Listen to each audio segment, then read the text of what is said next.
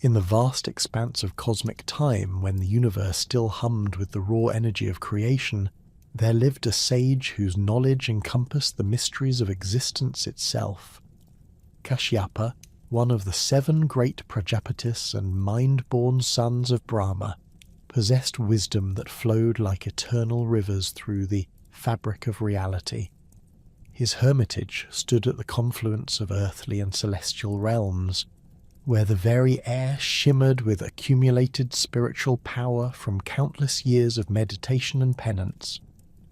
Among the many daughters of Daksha Prajapati who sought union with worthy sages, 2 sisters stood apart in their beauty and ambition. Vinata, whose name meant the bent one, carried herself with the grace of wind itself, her movements suggesting the flight patterns of birds yet to be born. Her sister Kadru possessed an earthbound magnificence, her very presence seeming to pulse with the ancient rhythms of the serpentine realm. Both sisters had set their hearts upon the great sage Kashyapa, recognizing in him the potential to father beings of extraordinary power.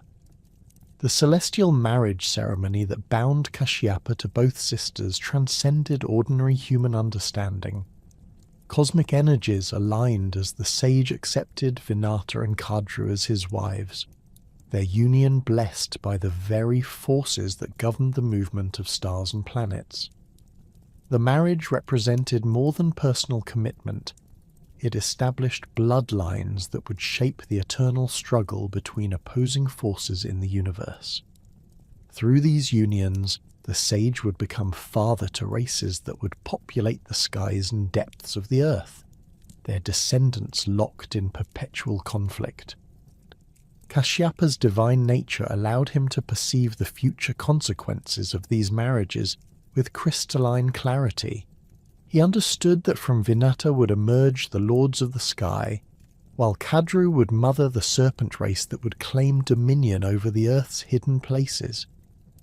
The sage accepted this cosmic responsibility, knowing that balance required both creation and destruction, flight and grounding, freedom and binding. The early years of their shared household passed in relative harmony, though careful observers might have noticed the subtle tensions that crackled between the sister wives.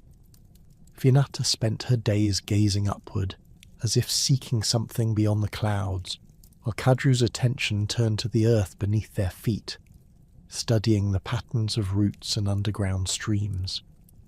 Their different natures became apparent in countless small ways. Vinata's preference for elevated spaces, Kadru's comfort with enclosed dark chambers. The harmony shattered completely when Ushchai Shravas emerged from the cosmic ocean during the great churning of the seas. This magnificent horse, white as fresh snow and bearing 7 heads, galloped across the heavens with such speed that his hoofbeats created thunder. His mane flowed like liquid starlight, and his eyes held the depth of cosmic knowledge. As one of the 14 precious things produced by the churning, Ushchai Shravas represented divine perfection in equine form. Vinata and Kadru observed this celestial stallion from the hermitage, both sisters struck by his overwhelming beauty. The horse's coat gleamed with such purity that it seemed to absorb and reflect light simultaneously, creating an almost hypnotic effect for those who gazed upon him.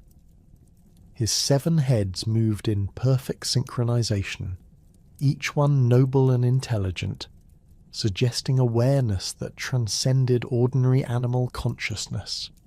The fateful wager began innocuously enough. Kadru, examining the distant figure of Ushchai Shravas as he pranced across the sky, declared with absolute certainty that black hairs adorned his tail. Vinata, equally convinced of her own perception, insisted that the tail remained as pristinely white as the rest of his magnificent form. Neither sister would yield to the other's view, their voices rising as each defended her position with increasing vehemence. The argument escalated beyond mere disagreement about equine coloration. Pride and rivalry, long simmering beneath the surface of their relationship, erupted into open challenge. Kadru proposed that they settle the matter through formal wager, with the loser becoming the winner's slave for all eternity. The stakes reflected the cosmic significance of their lineages. This was no ordinary sisterly dispute, but a contest that would determine the fate of entire species yet to be born. Vinata accepted the challenge without hesitation, her confidence in her own perception absolute. She had studied Ukchaishravas carefully, noting every detail of his form, and felt certain that no black hairs marred the perfection of his tail. The wager was sealed with words that carried the weight of cosmic law, binding both sisters to honour the outcome regardless of personal cost. Kadru's cunning revealed itself in the hours following their agreement. Rather than relying on chance or honest observation, she summoned her serpent sons, who had already begun to manifest from her divine pregnancy. These early-born Nagas possessed the ability to transform their appearance at will, their serpentine nature allowing them to become as thin as hairs when necessary. Kadru commanded them to intertwine themselves among the white hairs of Ukchaishravas's tail, creating the appearance of black strands when viewed from a distance. The serpents obeyed their mother without question, slithering through the cosmic winds to reach the divine horse. Their dark scales gleamed as they wove themselves skillfully among the white tail hairs, creating precisely the pattern Kadru had claimed to observe. The deception required perfect timing and coordination as Ukchaishravas continued his celestial gallop, but the Nagas accomplished their task with reptilian precision. When the sisters approached to settle their wager, the evidence appeared conclusive. Black hairs now clearly streaked through Ukchaishravas's tail, exactly as Kadru had declared. Vinata stared in disbelief at what seemed to be proof of her error, unable to comprehend how her careful observation had failed her. The cosmic horse continued his journey across the heavens, unaware that his magnificent form had become the instrument of deception. The weight of defeat crashed down upon Vinata like a collapsing mountain. The eternal slavery she now faced represented more than personal humiliation. It meant that her future children would be born into bondage, their divine nature constrained by their mother's failure. The cosmic order demanded that oaths be honoured, especially those sworn by beings of divine lineage, leaving no possibility of escape through appeal or negotiation. Kadru's triumph carried undertones of cruelty that would echo through the generations. She had not simply won a wager, but had engineered the subjugation of her sister through deliberate fraud. The Serpent Queen's satisfaction in victory revealed the darker aspects of her nature, foreshadowing the malevolent characteristics that would mark many of her descendants. Her treatment of the enslaved Vinata grew increasingly harsh as time passed, the power dynamic between them shifting dramatically. The enslaved Vinata found herself relegated to the most menial tasks within the household. She who had once moved with the freedom of wind now carried water, prepared food, and performed countless services at Kadru's command. The Serpent Queen delighted in assigning tasks that emphasized Vinata's fallen status, requiring her to tend to the needs of the growing Naga population that emerged from Kadru's fertility. Meanwhile, Vinata carried within her womb 2 eggs of extraordinary significance. Kashyapa had blessed her with the potential to mother beings of supreme power, but her enslavement meant that even her unborn children would face the consequences of her defeat. The eggs pulsed with contained energy that seemed to respond to their mother's emotional state, growing warm during moments of particular humiliation and cooling when she found brief respites from her servitude. The first egg, smaller and more delicate in appearance, cracked open after several hundred years of gestation. From within emerged Aruna, the charioteer of the sun, his form blazing with inherited radiance, but somehow incomplete. His lower body remained underdeveloped, a consequence of Vinata's impatience in breaking the shell before the cosmic timing was perfect. Despite his physical limitations, Aruna possessed the strength and skill necessary to guide Surya's chariot across the heavens each day, his dedication to duty compensating for his premature birth. The second egg, larger and more robust, continued its development for the full appointed time. 500 years passed as cosmic forces shaped the being within, each day adding layers of power and capability that would manifest at the moment of hatching. Vinata guarded this remaining egg with desperate protectiveness, understanding that her last hope for liberation lay within its shell. The cosmic egg itself defied ordinary description. Its surface appeared to be crafted from crystallized starlight, shifting between translucent and opaque as the entity within moved and grew. Patterns of energy flowed across its surface like veins of liquid fire, pulsing in rhythm with the heartbeat of creation itself. The egg generated its own warmth, maintaining the perfect temperature for the development of its extraordinary occupant. As the 500th year approached its conclusion, the signs of imminent hatching became unmistakable.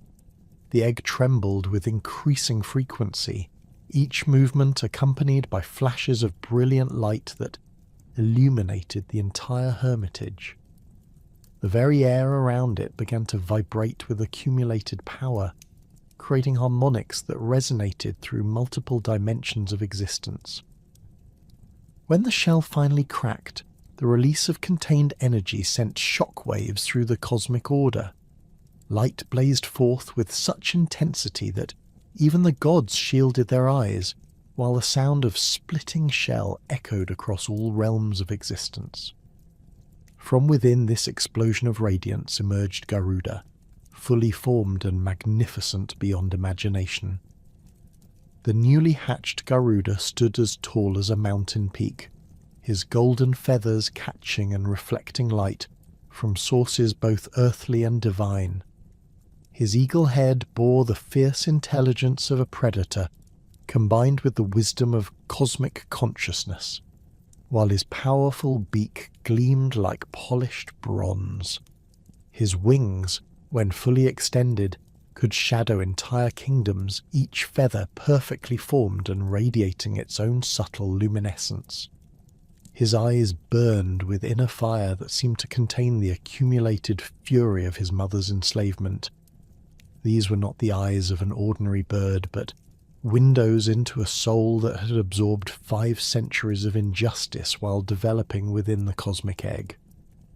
The intelligence behind those blazing orbs immediately comprehended the situation that had shaped his gestation, understanding without explanation the nature of his mother's bondage and its cause. Garuda's talons, sharp as divine weapons and strong enough to rend mountains, flexed as he surveyed his surroundings for the first time. His body combined the grace of perfect flight with the raw power necessary to challenge gods themselves. Every aspect of his form spoke to his dual nature as both bird and cosmic force, creature and deity, son and potential liberator. The moment of his hatching marked a fundamental shift in the balance of power within the hermitage. Where once Vinata had been utterly helpless against her serpentine captors, she now had a son whose very presence radiated the potential for dramatic change. The Nagas, sensing the threat that Garuda represented to their comfortable dominance, began to whisper among themselves about the wisdom of maintaining their mother's cruel policies. Garuda's first conscious act was to seek understanding of his mother's predicament. The cosmic awareness that had developed during his 500-year gestation provided him with immediate comprehension of the wager's fraudulent nature. though the binding power of sworn oaths meant that even divine intervention could not simply dissolve Vinata's enslavement. The young eagle god's keen intellect quickly identified the only path to his mother's freedom, obtaining something of such immense value that Kadru would willingly release her sister in exchange for it. The Serpent Queen, observing Garuda's magnificent form and sensing the threat he represented to her comfortable dominance, decided to test the limits of his filial devotion. She commanded Vinata to instruct her son to transport the Naga princes to a distant island, where they wished to establish a new colony. This task, seemingly simple, was designed to demonstrate Garuda's subordination to the serpent hierarchy and establish precedent for future demands. Garuda accepted the burden without protest, understanding that open defiance would only worsen his mother's situation. The Naga princes, numbering in the hundreds, climbed onto his massive back with typical serpentine arrogance. Their combined weight, though considerable, posed no challenge to his divine strength, but their venomous nature created a different problem entirely. As they settled themselves among his golden feathers, their natural heat began to intensify, threatening to burn both themselves and their unwilling transport. The eagle god's solution revealed both his practical intelligence and his underlying contempt for his passengers. He ascended rapidly toward the sun, climbing through layers of increasingly rarefied atmosphere until the solar radiation became unbearable for the heat-sensitive serpents. The Nagas writhed in agony as their scales began to blister and crack, their proud forms reduced to desperate, suffering creatures begging for relief. Only when they acknowledged their complete dependence on his mercy did Garuda descend to a more comfortable altitude. He delivered them safely to their destination, but the lesson was unmistakable. Despite their mother's legal authority over his family, the serpents themselves were utterly at his mercy when removed from their terrestrial domain. The incident established a grudging respect between Garuda and the Naga princes, though it did nothing to improve his mother's situation. Upon returning to the hermitage, Garuda confronted Kadru directly about the terms of his mother's release. The Serpent Queen, still flush with her victory and enjoying her sister's servitude, initially dismissed his inquiry with casual cruelty. However, the intensity of his gaze and the barely contained power radiating from his form convinced her that some accommodation might be necessary to prevent more serious complications. Kadru's demand, when it finally came, exceeded even Garuda's expectations in its audacity. She required nothing less than Amrita, the divine nectar of immortality that the gods themselves guarded with obsessive vigilance in the highest reaches of Svarga.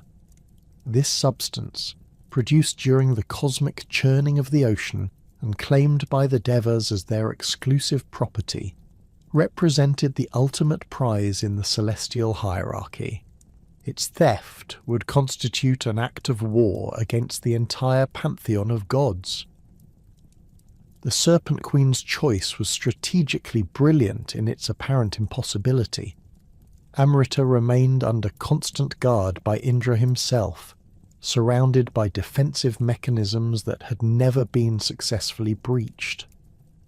The nectar's location in the heart of Svarga meant that any theft attempt would require not merely stealth, but the ability to fight through the assembled might of the celestial armies. Kadru clearly expected that even Garuda's extraordinary abilities would prove insufficient for such a task. Garuda's response surprised everyone present. Rather than protesting the impossibility of the demand, or attempting to negotiate for something more achievable, he simply nodded his acceptance. The cosmic awareness that had shaped his development within the egg had already shown him glimpses of the trials ahead, and he had spent his gestation period preparing mentally for exactly this type of challenge. His mother's freedom was worth any risk, any sacrifice, any confrontation with divine authority.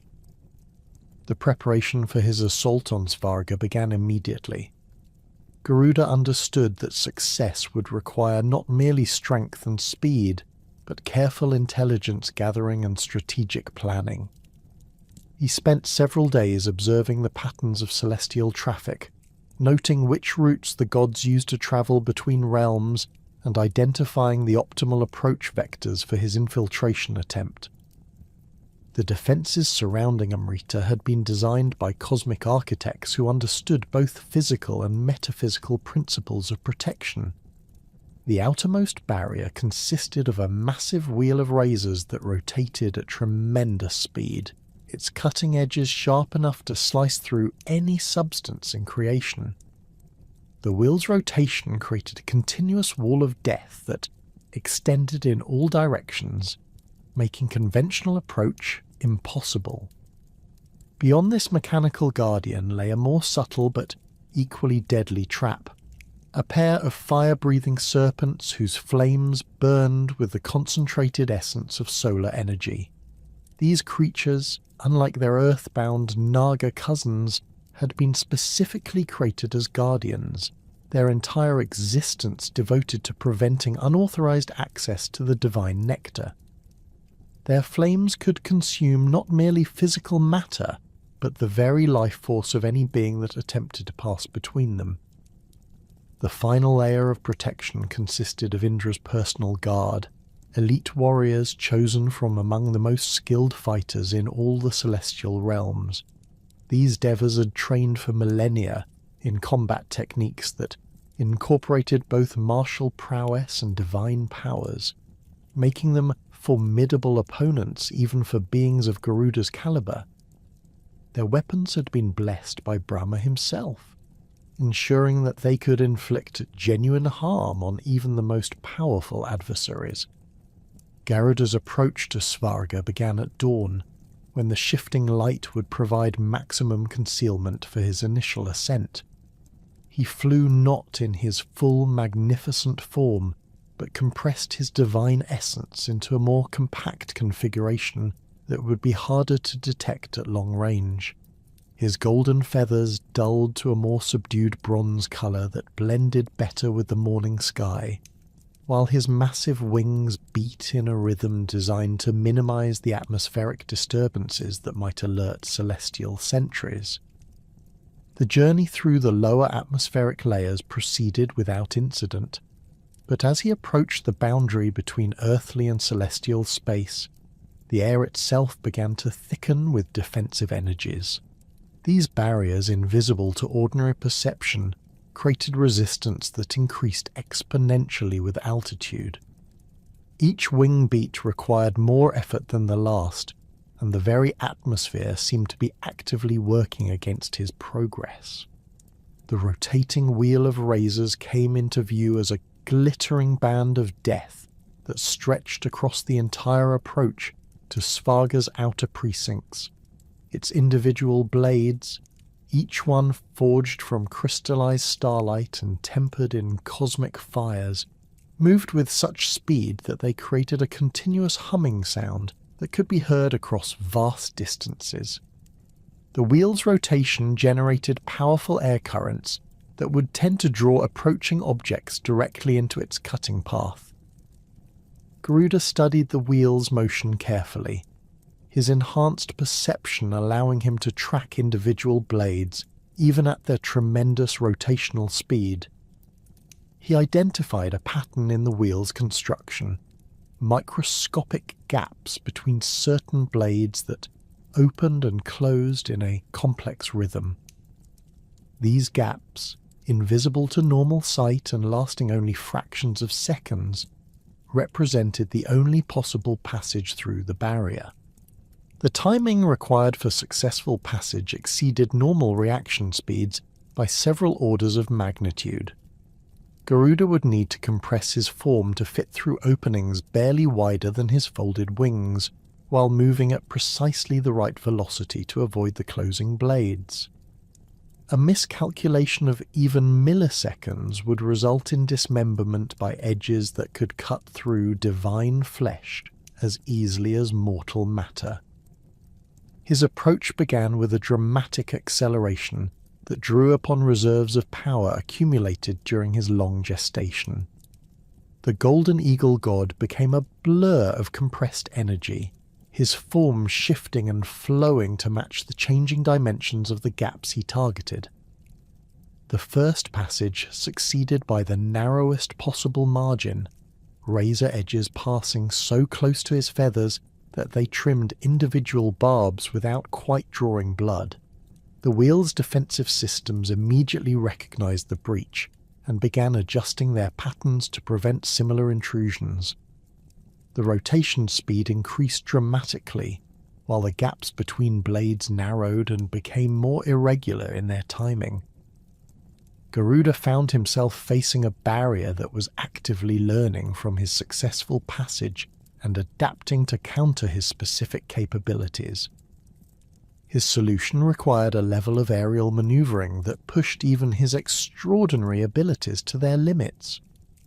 Rather than attempting to predict the wheel's new patterns, he began moving in seemingly random directions that kept the defensive system constantly recalculating its responses. This chaotic flight path prevented the wheel from establishing a stable counter-strategy, while gradually wearing down its adaptive mechanisms through sheer unpredictability. The breakthrough came when Garuda suddenly reversed direction and approached the wheel from an angle it had not been designed to defend against. The razor barrier, optimized for preventing forward penetration, proved vulnerable to lateral assault. He slipped through a gap that opened in the wheel's side structure, emerging into the space beyond with his magnificent form intact, but his energy reserves significantly depleted. The fire-breathing serpents awaited him in a chamber whose walls pulsed with contained solar energy. These guardians, each one as large as a mountain range, had positioned themselves to create overlapping fields of flame that filled the entire space with deadly heat. Their scales gleamed like polished mirrors, reflecting and amplifying the intensity of their own fires until the air itself began to burn with spontaneous combustion. The serpent's flames possessed properties that transcended ordinary fire.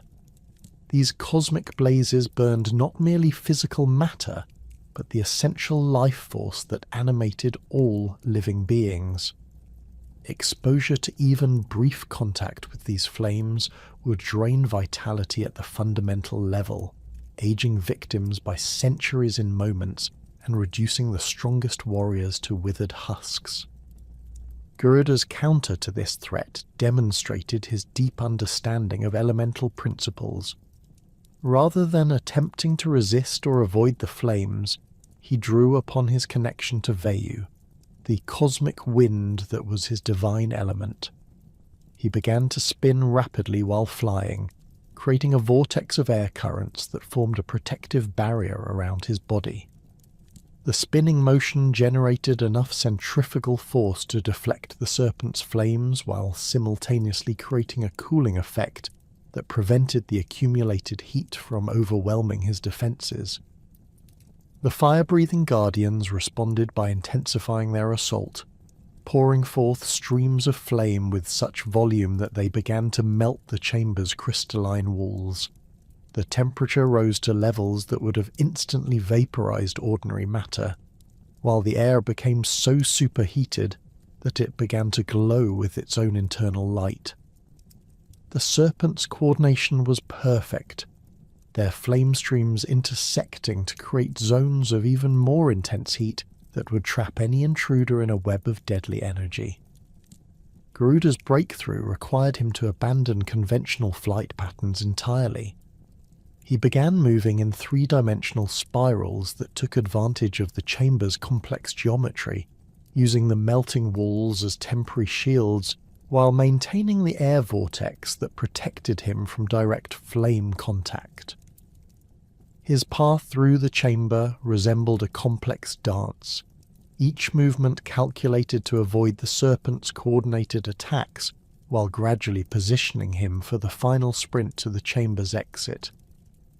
The escape from the fire chamber left Garuda's golden feathers singed and his breathing laboured, but his determination remained unshaken.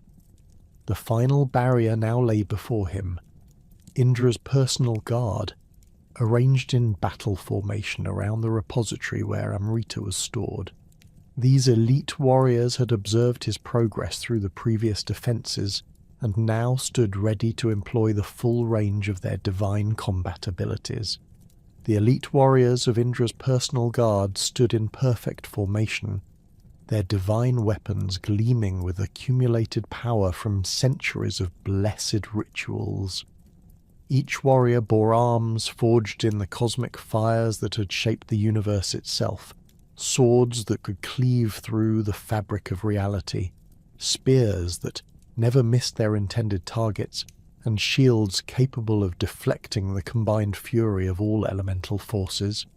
Their armour, crafted from crystallized lightning and tempered in the heart of dying stars, provided protection that had never been breached by any weapon known to gods or mortals.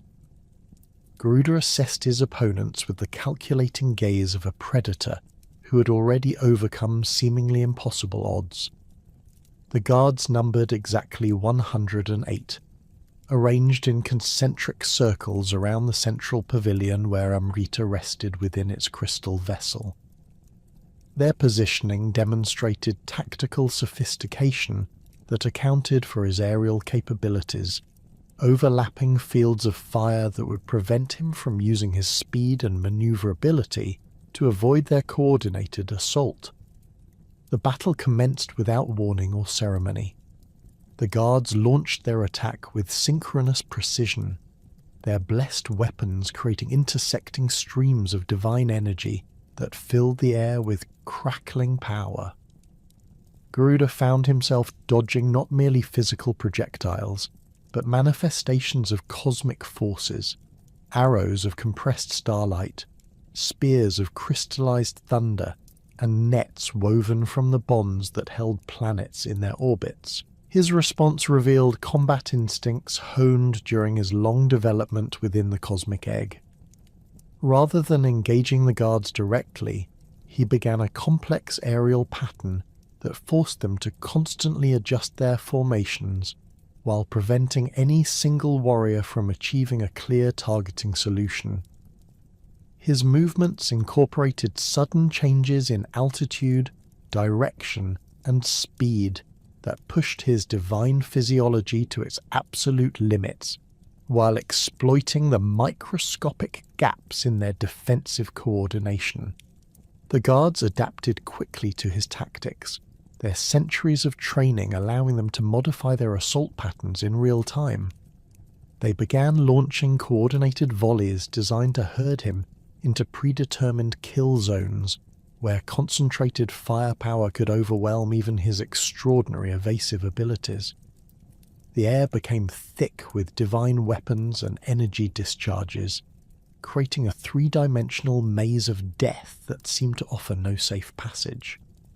Garuda's breakthrough came when he realized that the guards' perfect coordination also represented their primary vulnerability.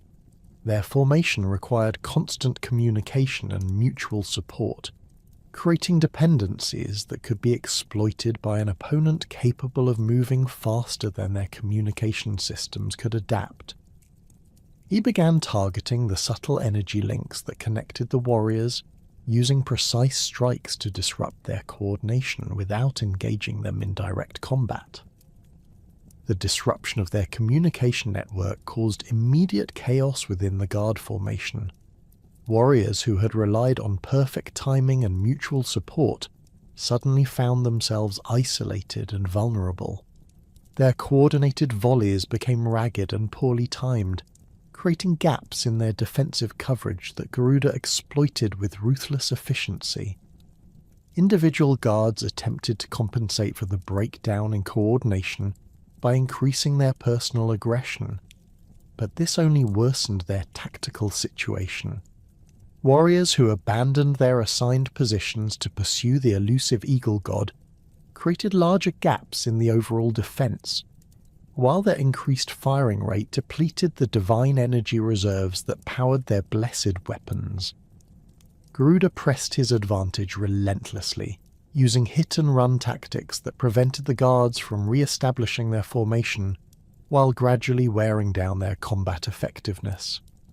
He struck at weapons and armor rather than the warriors themselves, understanding that disabling their equipment would achieve his objectives without the cosmic consequences that would follow from harming Indra's chosen protectors. The final phase of the battle saw the remaining guards attempting a desperate gambit. They began channeling their individual life forces directly into their weapons, creating attacks of unprecedented power at the cost of their own vitality. These sacrificial strikes possessed enough force to shatter mountains and boil oceans, but their execution required the warriors to remain stationary for several crucial seconds. Garuda used those seconds to execute the most complex aerial maneuver of his existence. He dove directly toward the center of the guard formation, while simultaneously spinning his body to create a protective vortex of air currents. The sacrificial strikes converged on his position with devastating force, but the spinning motion deflected just enough of their power to allow him to survive the assault while reaching the crystal vessel that contained Amrita. The moment his talons closed around the vessel, every defensive system in Svarga activated simultaneously. Alarms created from crystallized sound waves propagated through all dimensions of celestial space, alerting every god and divine being to the unprecedented breach of their most sacred sanctuary. The very foundations of the celestial realm began to shake as cosmic forces mobilized to prevent the theft of immortality itself. Garuda's escape from Svarga required him to navigate through defensive measures that had never before been fully activated. Automated guardian systems that had slumbered for eons suddenly awakened, filling the air with mechanical defenders whose sole purpose was preventing exactly this type of intrusion. These constructs, powered by fragments of Brahma's creative force, possessed capabilities that exceeded even the elite guards he'd already overcome. The pursuit that followed his escape transcended ordinary concepts of chase and evasion. Indra himself led a force of the most powerful Devas in direct pursuit, their combined speed creating sonic booms that shattered the barriers between dimensions. The King of Gods wielded Vajra, his thunderbolt weapon, with fury that illuminated entire star systems as he sought to reclaim the stolen nectar. Garuda's flight path took him through regions of space where the normal laws of physics began to break down under the stress of the divine pursuit. His wings beat against cosmic winds that could strip the matter from atomic nuclei, while his body endured gravitational forces that compressed space-time itself. The crystal vessel containing Amrita remained secure in his grasp, despite accelerations that would have pulverized ordinary matter. The chase continued across multiple celestial realms as Indra's forces employed increasingly desperate measures to halt the thief. They summoned cosmic storms that filled entire galaxies with destructive energy, created gravitational wells designed to trap him in inescapable orbits, and even began unraveling sections of reality itself in attempts to prevent his escape. Garuda's superior knowledge of atmospheric dynamics and his intimate connection to the cosmic winds ultimately proved decisive. He began using the pursuit force's own energy against them, riding the shock waves from their attacks to achieve even greater speeds, while simultaneously depleting their reserves through their own excessive efforts. The moment came when even Indra recognized the futility of continued pursuit. The eagle god had demonstrated capabilities that exceeded every theoretical limit the gods had believed possible, while his determination showed no signs of wavering despite the cosmic forces arrayed against him. The King of Gods made the tactical decision to break off direct pursuit and instead focus on preparing defences for Garuda's inevitable return journey. Garuda's descent toward the terrestrial realm proceeded without immediate pursuit, but he remained acutely aware that his theft had fundamentally altered the relationship between gods and mortals.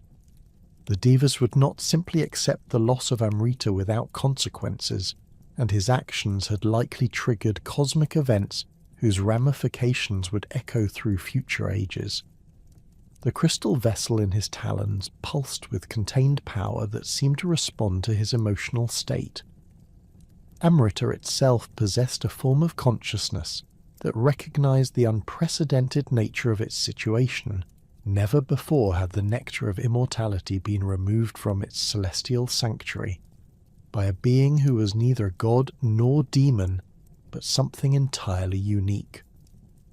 As he approached the hermitage where his mother remained enslaved, Garuda began to contemplate the broader implications of his successful theft.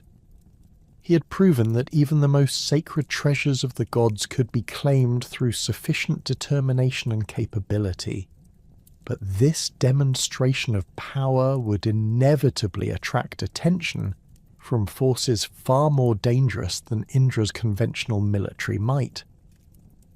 The cosmic balance that had maintained stability between divine and mortal realms now faced disruption on a scale not seen since the great churning of the ocean. Garuda's actions had established him as a power capable of challenging the established order, but they had also marked him as a target for every force in the universe that depended on maintaining the traditional hierarchy. His approach to the hermitage triggered immediate recognition from both his mother and her serpentine captors. The Nagas sensed the divine power radiating from the crystal vessel he carried, their serpentine nature allowing them to perceive the life-giving properties of Amrita even at a distance.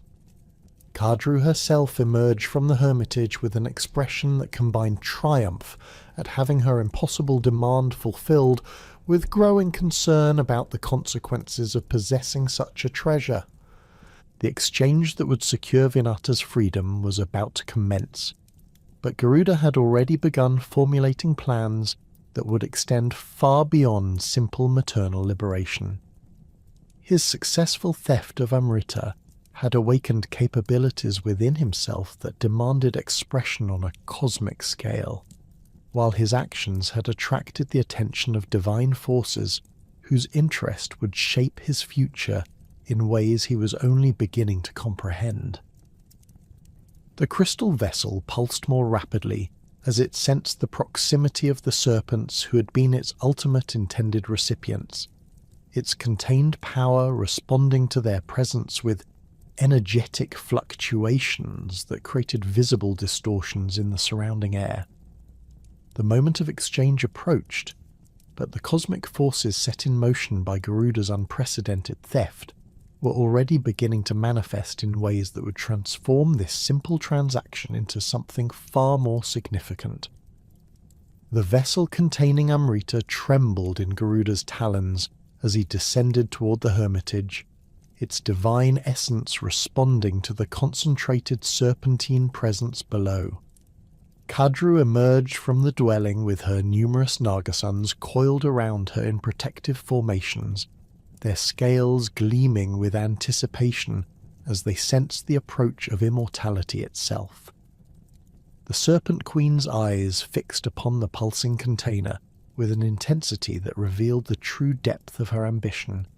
She had not merely sought to humiliate her sister, but to secure divine power for her entire lineage. The moment Garuda alighted upon the earth, the fundamental nature of cosmic relationships shifted permanently. His successful theft had demonstrated that the supposedly inviolable treasures of the gods could be claimed through sufficient determination and capability, but more significantly, it had established him as the eternal enemy of the serpent race. The Nagas gathered around their mother, understood that they were witnessing the birth of a nemesis whose very existence would challenge their dominion over the hidden places of the earth. Kadru's demand for the immediate transfer of Amrita revealed her failure to comprehend the true significance of what her nephew had accomplished. She viewed the divine nectar merely as the prize in a wager, rather than recognizing it as the catalyst for cosmic events that would reshape the balance between opposing forces throughout creation. Her serpentine nature, focused on immediate gratification and material acquisition, prevented her from perceiving the deeper currents of destiny that now flowed around them all. Garuda's response to his aunt's demand established the pattern that would govern his relationship with the Naga race for all subsequent ages. Rather than simply delivering the nectar and securing his mother's freedom through straightforward compliance, he began to speak of conditions and requirements that would ensure the transaction proceeded according to cosmic justice rather than mere legal obligation. His words carried undertones of barely restrained fury that made the assembled serpents shift nervously, despite their numerical advantage. The eagle god's first condition addressed the fraudulent nature of the original wager that had enslaved his mother.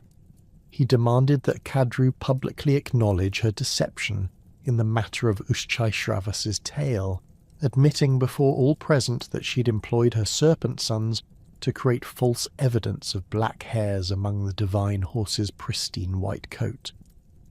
This requirement struck at the foundation of Kadru's authority over Vinata, challenging not merely the practical arrangements of their relationship, but the moral legitimacy of the Serpent Queen's victory.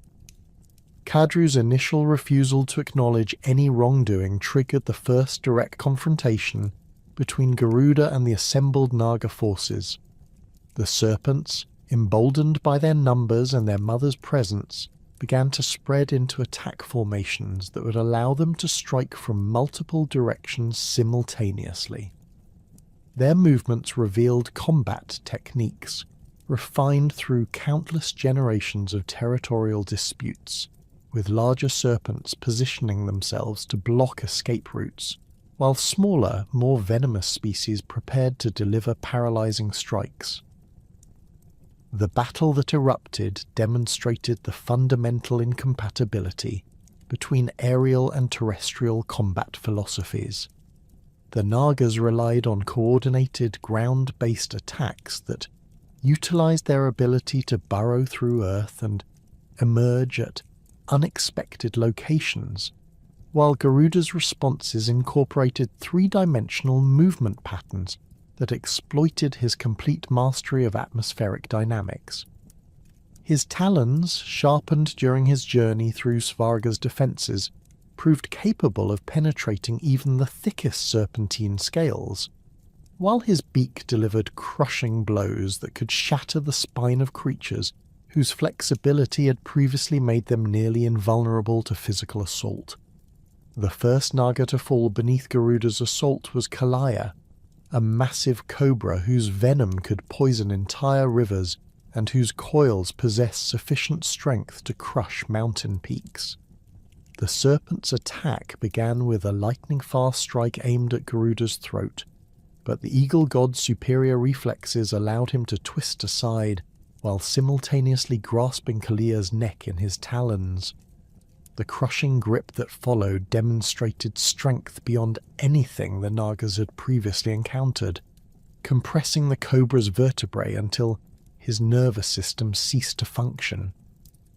The death of Kalaya sent shockwaves through the assembled serpent forces, their confidence evaporating as they witnessed the destruction of one of their most formidable warriors. The remaining Nagas began to reconsider their tactical approach, recognizing that conventional serpentine combat techniques were inadequate against an opponent who combined divine strength with complete aerial superiority. Their subsequent attacks incorporated more sophisticated strategies that attempted to ground Garuda through coordinated strikes at his wings and flight muscles. Takshaka, the the most cunning of Kadru's sons and destined to become one of the great Naga kings, led the revised assault with tactics that demonstrated genuine understanding of his opponent's capabilities. Rather than relying on brute force or overwhelming numbers, he directed his brothers to create interlocking fields of venomous mist that would force Garuda to choose between maintaining altitude and avoiding toxic exposure. The strategy showed promise initially, as the concentrated poisons began to affect even the eagle god's enhanced physiology. Garuda's counter to the venomous assault revealed his connection to cosmic forces that transcended ordinary biological limitations.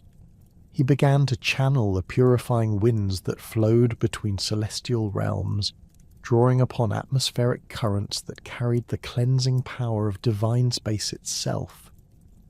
These cosmic winds dispersed the Naga poisons while simultaneously creating pressure differentials that disrupted the serpent's coordinated movements. The battle's intensity escalated as more of Kadru's sons joined the assault, their individual specializations creating a diverse array of threats that tested different aspects of Garuda's combat capabilities. Vasuki, whose massive form could encircle entire continents, attempted to trap the eagle god within coils that incorporated both physical restraint and mystical binding energies. His technique had proven effective against previous opponents who relied primarily on strength or speed, but Garuda's response incorporated elements that Vasuki had never encountered. The eagle god's escape from Vasuki's coils required him to temporarily alter his physical density, becoming lighter than air while maintaining sufficient solidity to generate the leverage necessary for breaking free. This transformation drew upon shape-shifting abilities inherited from his divine lineage, allowing him to flow like wind through gaps that would have been impossible for a creature of fixed form to navigate. His emergence from the Serpent King's grasp left Vasuki stunned and disoriented, his confidence in his signature technique permanently shattered. The prolonged combat began to reveal deeper patterns that would define the eternal enmity between eagles and serpents throughout all subsequent ages. Each species possessed advantages that directly countered the other's primary strengths: serpentine flexibility and ground-based maneuverability against avian speed and aerial supremacy, venomous biochemistry against purifying wind magic, patient ambush tactics against aggressive frontal assault. The conflict represented more than mere territorial dispute. It embodied the cosmic tension between earthbound and sky-dwelling forces. Garuda's systematic destruction of multiple Naga warriors demonstrated combat techniques that incorporated both physical prowess and mystical understanding. His talons, blessed by cosmic winds and sharpened by contact with divine substances, could penetrate magical defenses that had protected serpents from conventional weapons for millennia. His beak, capable of crushing materials harder than diamond, delivered strikes with precision that targeted specific nerve clusters and vital organs with surgical accuracy. The turning point in the battle came when Garuda began to incorporate lessons learned during his assault on Svaga's defences. The rotating razor wheel had taught him to perceive and exploit microscopic gaps in seemingly solid defences, while the fire-breathing guardians had shown him how to use environmental factors as weapons against his enemies. He began creating localized whirlwinds that lifted serpents from their secure ground positions and flung them against rocky outcroppings with bone-shattering force. The survivors among Kadru's sons found themselves facing an opponent who seemed to grow stronger and more skilled with each passing moment of combat. Garuda's divine nature allowed him to learn and adapt at rates that exceeded normal biological limitations, incorporating successful techniques into increasingly sophisticated attack patterns, while discarding approaches that proved ineffective. His combat evolution proceeded at a pace that left the Nagas struggling to develop counter-strategies before their previous tactics became obsolete. The philosophical dimensions of the conflict began to manifest as the battle continued. Garuda's assault on the serpent forces represented more than familial loyalty or personal vendetta. It embodied the cosmic principle of spiritual liberation, overcoming material bondage. The Nagas, despite their individual power and collective strength, represented earthbound limitations and the binding force of physical existence, while Garuda's aerial nature symbolized the soul's potential to transcend mundane constraints through divine knowledge and determination. The symbolic aspects of the combat became apparent in the specific techniques that proved most effective against serpentine opponents. Garuda's wind-based attacks disrupted not merely the physical coordination of his enemies, but their connection to earthbound power sources, while his aerial maneuvers demonstrated the superiority of three-dimensional thinking over linear, ground-based strategies. Each successful strike reinforced the cosmic truth that spiritual elevation could overcome material entanglement when supported by sufficient knowledge and capability. The battle's conclusion approached as the surviving Nagas began to recognize the futility of continued resistance. Their numbers had been dramatically reduced, their most powerful warriors lay defeated, and their opponents showed no signs of fatigue despite the prolonged combat.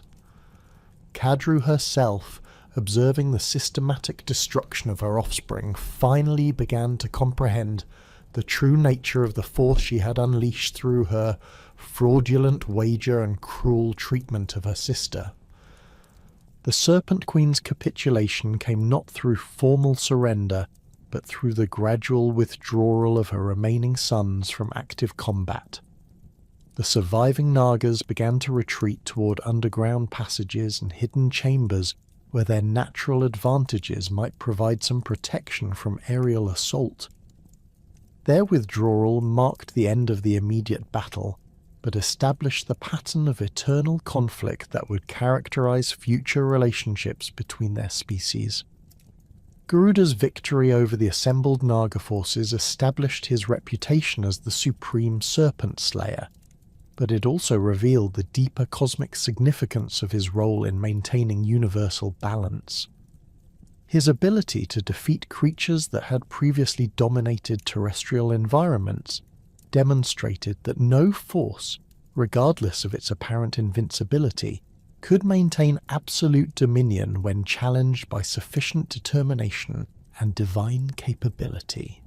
The aftermath of the battle saw Kadru finally acknowledging both her deception regarding Ushchashravas and her obligation to release Vinata from bondage. The Serpent Queen's admission came reluctantly and with obvious resentment, but the cosmic forces governing sworn oaths required her compliance once the conditions of the original agreement had been fulfilled. Her acknowledgement of fraud invalidated the legal foundation of Vinata's enslavement, while simultaneously establishing Garuda's right to claim the Amrita he had risked everything to obtain. The transfer of the divine nectar proceeded with elaborate precautions designed to prevent any further deception or betrayal. Garuda insisted on specific ritual procedures that would ensure the Nagas could not simply steal back the Amrita after securing Vinata's freedom, while Kadru demanded guarantees that the nectar would indeed grant immortality to those who consumed it. The negotiations revealed the deep mistrust that now characterized all interactions between the eagle god and the serpent race. The divine nectar's exchange marked only the beginning of Garuda's involvement in the cosmic dramas that would define entire ages of existence.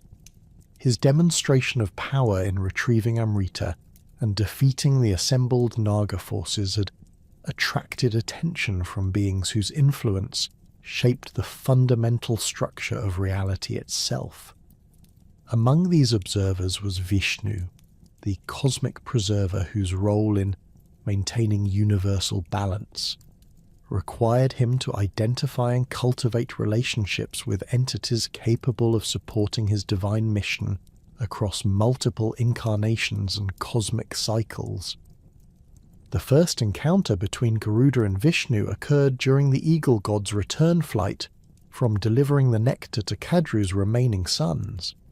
The cosmic preserver manifested in his four-armed form, bearing the conch shell Panchajanya, the discus Sudarshana, the mace Kaumodaki, and the lotus that symbolized the unfolding of creation. His appearance in Garuda's flight path was no coincidence but a calculated intervention, designed to establish a relationship that would prove crucial during the approaching age of great conflicts. Vishnu's initial proposition to Garuda combined recognition of the eagle god's extraordinary capabilities with an offer of cosmic partnership that transcended ordinary divine hierarchies. Rather than demanding submission or service, the preserver offered mutual alliance based on shared commitment to maintaining dharmic order throughout the universe. This approach demonstrated Vishnu's understanding that Garuda's nature required respect and recognition, rather than the dominance relationships that characterized most divine interactions. The terms of their agreement established Garuda as Vishnu's primary vehicle and companion, but the relationship incorporated elements of equality that reflected the eagle god's proven ability to challenge even the most powerful cosmic forces. Garuda would carry Vishnu across all realms of existence during his various incarnations and divine missions, while Vishnu would provide the cosmic authority and strategic guidance necessary for maintaining universal balance against increasingly sophisticated threats. Their partnership's first major test came during the events chronicled in the Mahabharata, when the Great War between the Pandava and Kaurava dynasties threatened to destroy the established order of human civilization. Krishna, serving as Vishnu's avatar during this critical period, required transportation and support that could match the unprecedented scale of the conflict. Garuda's involvement in these events demonstrated how his aerial capabilities and combat prowess could influence terrestrial battles that would determine the future of entire civilizations. The eagle god's encounter with Bhima during the Great War revealed the complex relationships that existed between divine beings and mortal heroes whose capabilities approached supernatural levels. Bhima, second of the Pandava brothers and son of Vayu the wind god, possessed physical strength that allowed him to challenge even celestial beings in direct combat. His confrontation with Garuda arose from territorial disputes in the Himalayan regions, where both beings claimed dominion over specific mountain peaks and aerial corridors. The battle between Garuda and Bhima incorporated elements that transcended ordinary physical combat, as both combatants drew upon divine heritage and accumulated spiritual power. Bhima's connection to Vayu provided him with enhanced speed and the ability to generate powerful wind currents through his movements, while his training in celestial weapons techniques allowed him to strike with force that could shatter mountain faces. His massive mace, blessed by divine smiths and tempered in cosmic fires, proved capable of inflicting genuine damage on opponents whose physical durability exceeded normal limitations. Garuda's response to Bhima's assault demonstrated tactical sophistication that incorporated lessons learned from his previous confrontations with divine opponents. Rather than engaging in straightforward aerial combat that would favour his natural advantages, he began using the mountainous terrain to create complex three-dimensional battlefields that challenged both combatants equally. His strikes targeted specific pressure points and nerve clusters that could disable even supernaturally strong opponents, while his defensive maneuvers incorporated sudden altitude changes that disrupted Pima's ground-based attack patterns. The resolution of their conflict came through mutual recognition of each other's divine heritage and shared commitment to dharmic principles. Both warriors understood that their personal dispute was less important than the larger cosmic forces at work during the Mahabharata period, when the fate of human civilization hung in the balance between competing visions of righteous governance. Their agreement to cease hostilities established a precedent for cooperation between divine beings and mortal heroes that would prove crucial during the war's climactic phases. Garuda's service to Krishna during the Great War extended far beyond simple transportation between battlefields. His aerial reconnaissance capabilities provided the Pandava forces with strategic intelligence that proved decisive in multiple engagements, while his ability to strike specific targets with surgical precision allowed for tactical interventions that could shift the momentum of entire battles. His presence above the battlefield served as both practical advantage and psychological weapon as enemy forces struggled to maintain morale while facing opponents supported by obviously divine allies. The Eagle God's involvement in the war's supernatural elements became particularly significant during encounters with opponents who possessed their own divine weapons and celestial support. His battles against Rakshasa forces allied with the Kauravas demonstrated how aerial superiority could neutralize ground-based magical attacks, while his confrontations with enemy war elephants equipped with protective enchantments showed how divine talons could penetrate defenses that resisted conventional weapons. The Kurukshetra battlefield's final phases saw Garuda participating in events that would reshape the cosmic order for subsequent ages. His role in transporting Krishna during the war's climactic moments ensured that divine justice could be administered with perfect timing and precision, while his presence during key confrontations provided the physical force necessary to overcome opponents whose power threatened to overwhelm even the most skilled mortal warriors. The transition from the Mahabharata period to the events recorded in the Ramayana reveal different aspects of Garuda's divine nature and cosmic responsibilities. His involvement in Rama's adventures began during the prince's exile period, when encounters with supernatural threats required intervention from beings capable of matching divine-level opponents.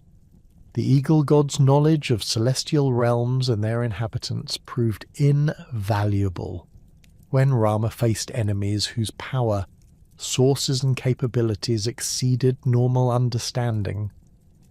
Garuda's most significant contribution to the Ramayana narrative occurred during the aftermath of the great battle with Ravana's forces, when both Rama and Lakshmana lay unconscious from wounds inflicted by serpent arrows whose venom transcended ordinary toxins.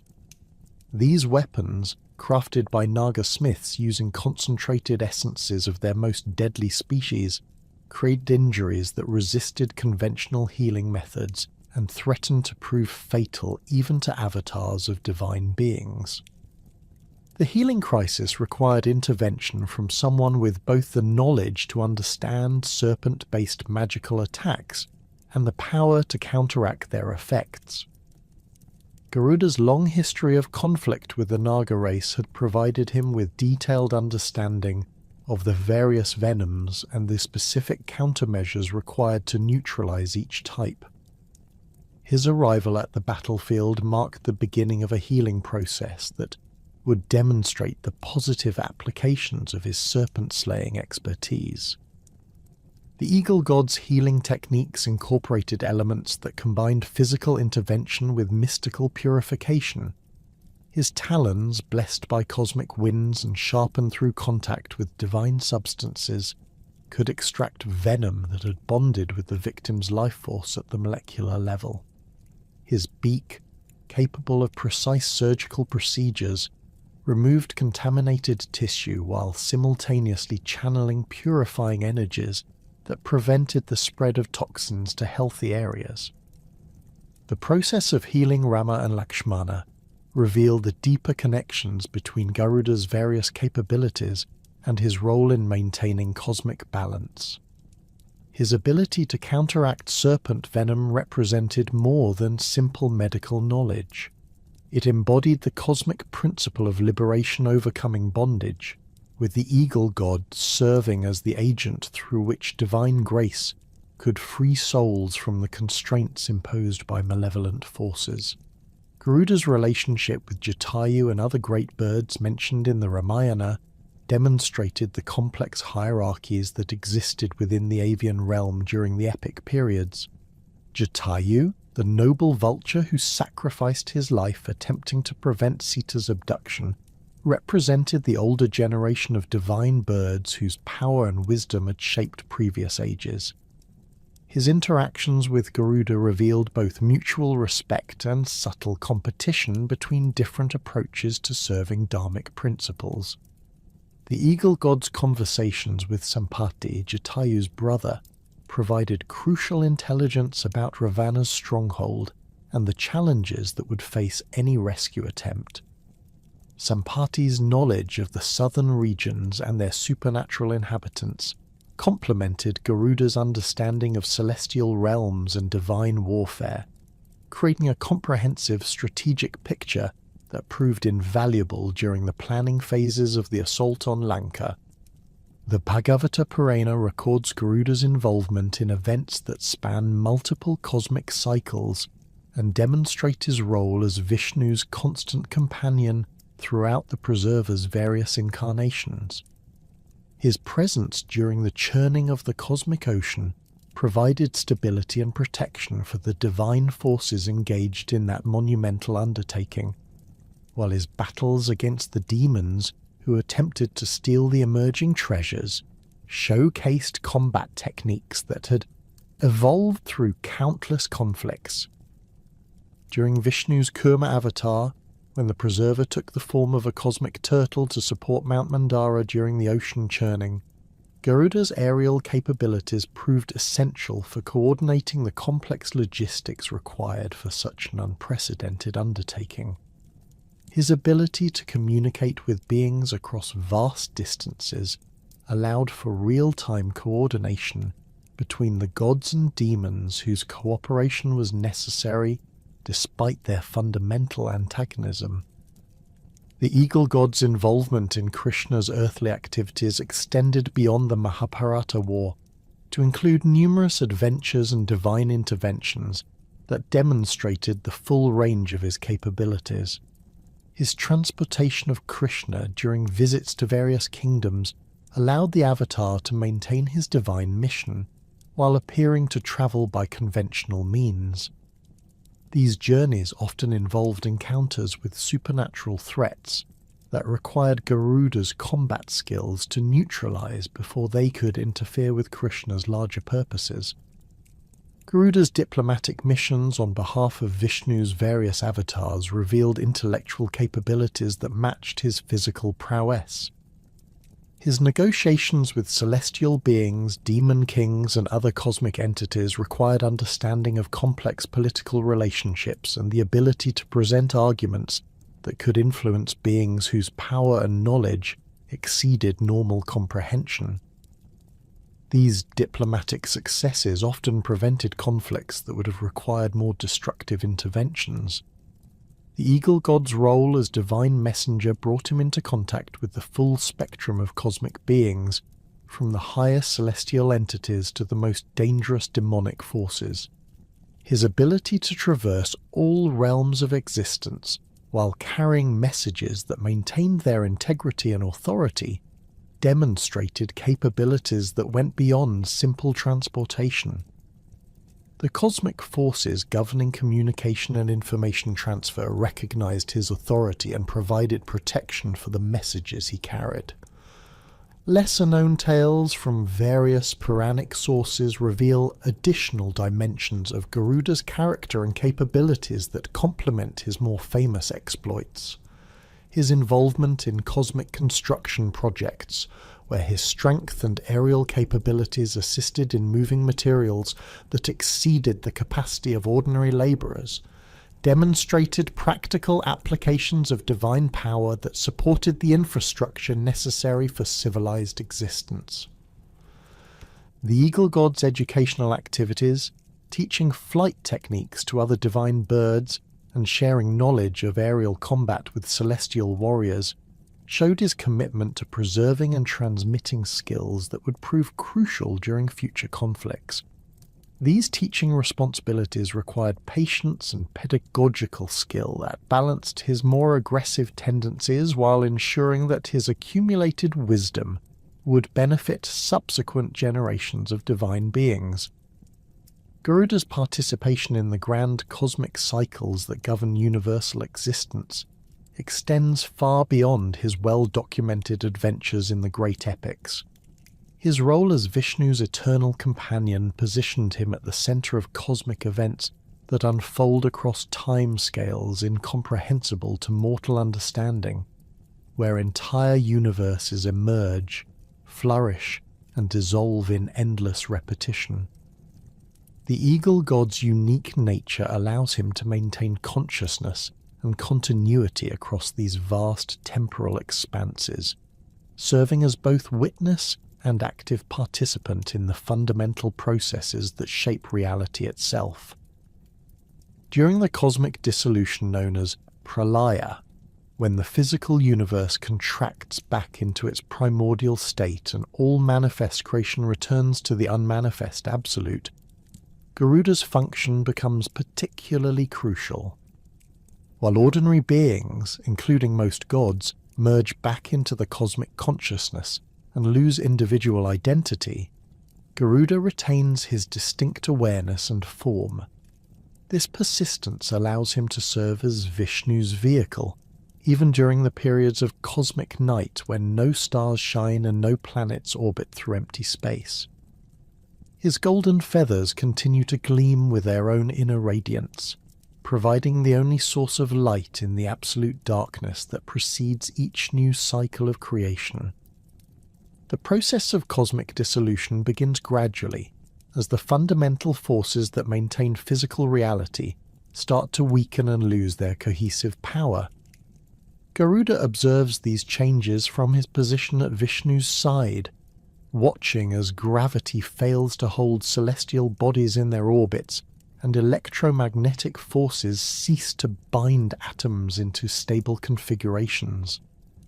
His enhanced perception allows him to witness the step-by-step breakdown of natural laws as the complex structures that support life and consciousness systematically unravel according to patterns established at the beginning of time. During these dissolution periods, Garuda's flight takes on dimensions that transcend ordinary spatial movement. He carries Vishnu through collapsing galaxies and dying star systems, navigating by reference points that exist outside normal space-time coordinates. His wings beat against cosmic winds that blow between dimensions, creating currents of force that help guide the dissolution process according to divine will rather than allowing it to proceed through purely mechanical entropy. The Eagle God's presence ensures that cosmic destruction maintains its dharmic character, serving the ultimate purpose of renewal rather than representing mere negation of existence. The interactions between Garuda and other cosmic entities during Pralaya reveal relationships that operate according to principles unknown during periods of manifest creation. Shiva, in his role as cosmic destroyer, works alongside Vishnu and Garuda to ensure that the dissolution proceeds according to proper timing and sequence. The great serpent Shesha, who normally serves as Vishnu's couch during periods of cosmic rest, coordinates with Garuda to provide the stability and support necessary for maintaining divine consciousness during the transition between cosmic cycles. These collaborations between seemingly opposing forces demonstrate the deeper unity that underlies apparent cosmic conflicts. Garuda's eternal enmity with the serpent race takes on different characteristics during Pralaya, as the fundamental antagonism between aerial and terrestrial forces becomes transformed into complementary functions that serve the larger purpose of cosmic maintenance. The eagle god's dynamic energy balances Shesha's static support, creating the perfect conditions for Vishnu's contemplation of the next universe's potential forms and possibilities. When the time arrives for cosmic recreation, Garuda's role shifts dramatically as he becomes an active agent in the emergence of new reality. His first flight through the newly forming space-time continuum establishes the basic parameters that will govern physical movement and spatial relationships throughout the coming cosmic cycle. The patterns traced by his wings create the fundamental geometric structures that will guide the formation of galaxies, star systems, and planetary configurations according to mathematical principles that reflect divine consciousness. The eagle god's participation in cosmic recreation involves direct collaboration with Brahma, the cosmic creator, whose 4 heads represent the 4 directions of emerging space. Garuda's ability to traverse all dimensions simultaneously allows him to coordinate the creative process across multiple levels of reality, ensuring that physical, mental, and spiritual dimensions develop in proper harmony and proportion. His flights during this period establish the communication networks that will allow consciousness to flow freely between different levels of existence throughout the new cosmic cycle. The establishment of new universal laws requires Garuda's active involvement in testing and calibrating the fundamental forces that will govern natural processes. His flights through newly formed space help determine the precise values of gravitational constants, electromagnetic field strengths, and nuclear binding forces that will support the development of stable matter and energy configurations. These seemingly technical functions reflect his deep understanding of the mathematical relationships that connect spiritual principles with physical manifestations. Garuda's interactions with the newly emerging pantheons of gods during each cosmic recreation demonstrate his role as a bridge between different cycles of existence. His memories of previous universes and their developmental patterns provide crucial guidance for divine beings who must learn to exercise their powers within the constraints of new natural laws and cosmic conditions. The eagle god serves as both teacher and example, showing how individual consciousness can maintain continuity and purpose across multiple incarnations of reality itself. The symbolic significance of Garuda's flight patterns during cosmic transitions extends beyond their practical functions to represent fundamental principles of spiritual development and cosmic evolution. His movement between different dimensional levels demonstrates the possibility of consciousness transcending the limitations imposed by any single level of reality. The spiraling trajectories he traces through space-time create mandala-like patterns that serve as templates for the meditation practices and spiritual disciplines that will guide conscious beings toward enlightenment during the coming age. His guardianship of divine knowledge manifests most clearly during the periods of cosmic transition when the accumulated wisdom of previous universes must be preserved and transmitted to the next cycle of existence. Garuda's perfect memory and his ability to access information stored across multiple dimensions make him the ideal custodian for cosmic libraries that contain the essential knowledge required for maintaining dharmic order throughout each new universe. These repositories of wisdom include not merely intellectual information, but the living patterns of consciousness that, embody spiritual truths in forms accessible to beings at different levels of development. The process of knowledge transmission involves Garuda's direct interaction with the cosmic intelligence networks that connect all conscious beings throughout each universe. His flights establish and maintain these subtle communication channels through which divine inspiration flows from higher to lower levels of existence, ensuring that spiritual guidance remains available to all beings capable of receiving it. The Eagle God's role as divine messenger takes on cosmic significance as he carries communications between different levels of reality and different phases of universal development. During periods of cosmic stability between major transitions, Garuda's function shifts toward maintaining the delicate balance between forces of order and chaos that must be preserved for conscious evolution to proceed optimally. His constant vigilance against threats to cosmic dharma involves monitoring the activities of beings whose power could disrupt the natural development of consciousness throughout the universe. These threats often emerge from entities who have gained significant power but lack the wisdom necessary to use it responsibly, creating imbalances that could cascade into universal catastrophe if left unchecked. The Eagle God's battles against cosmic-level threats demonstrate combat techniques that operate across multiple dimensions simultaneously. His opponents during these conflicts often possess abilities that transcend ordinary physical or magical powers, requiring responses that incorporate spiritual force and divine authority alongside conventional combat skills.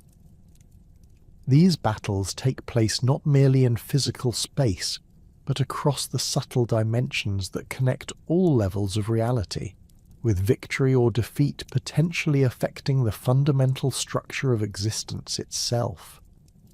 Garuda's role in maintaining cosmic balance extends to his interactions with the great cycles of time that govern the moral and spiritual development of conscious beings throughout each universe.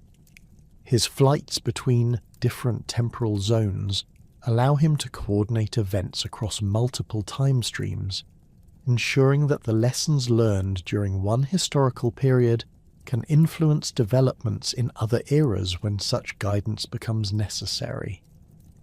This temporal coordination function requires understanding of causal relationships that span millions of years and affect billions of conscious beings. The Eagle God's presence during the great cosmic battles between gods and demons that mark major transition points in universal development provides stability and strategic coordination that often proves decisive in determining outcomes. His aerial perspective allows him to perceive battlefield dynamics that remain invisible to ground-based combatants, while his ability to strike at precisely the right moment and location can shift the momentum of conflicts that might otherwise continue for cosmic ages. These interventions demonstrate how individual action, when perfectly timed and properly directed, can influence events of universal significance. His relationship with the cosmic winds that carry information and energy between different regions of space-time reveals another dimension of his role in universal maintenance. Garuda's intimate connection with Vayu, the cosmic wind deity, allows him to influence atmospheric and energy currents across galactic distances, creating favourable conditions for the development of life and consciousness on countless worlds. His flight patterns help establish the circulation systems that distribute vital forces throughout each universe, ensuring that no region remains permanently isolated from the cosmic currents that support spiritual evolution. The Eagle God's encounters with beings from other cosmic cycles who've somehow survived the dissolution of their original universes provide insights into the deeper patterns that govern existence across multiple reality systems. These ancient entities, having experienced the complete destruction and recreation of everything they once knew, possess wisdom about cosmic processes that even Garuda finds valuable. Their conversations reveal perspectives on universal development that span timescales beyond normal comprehension, offering glimpses into the ultimate purposes that guide cosmic evolution across infinite cycles of existence. Garuda's participation in the cosmic councils where major decisions about universal development are made demonstrates his role as an active voice in determining the direction of cosmic evolution. These gatherings bring together the most powerful and wise beings from across all levels of reality to address challenges that could affect the spiritual development of countless conscious entities. The Eagle God's contributions to these deliberations combine practical experience gained through direct involvement in cosmic events with intuitive understanding of the spiritual principles that must guide all decisions affecting universal welfare.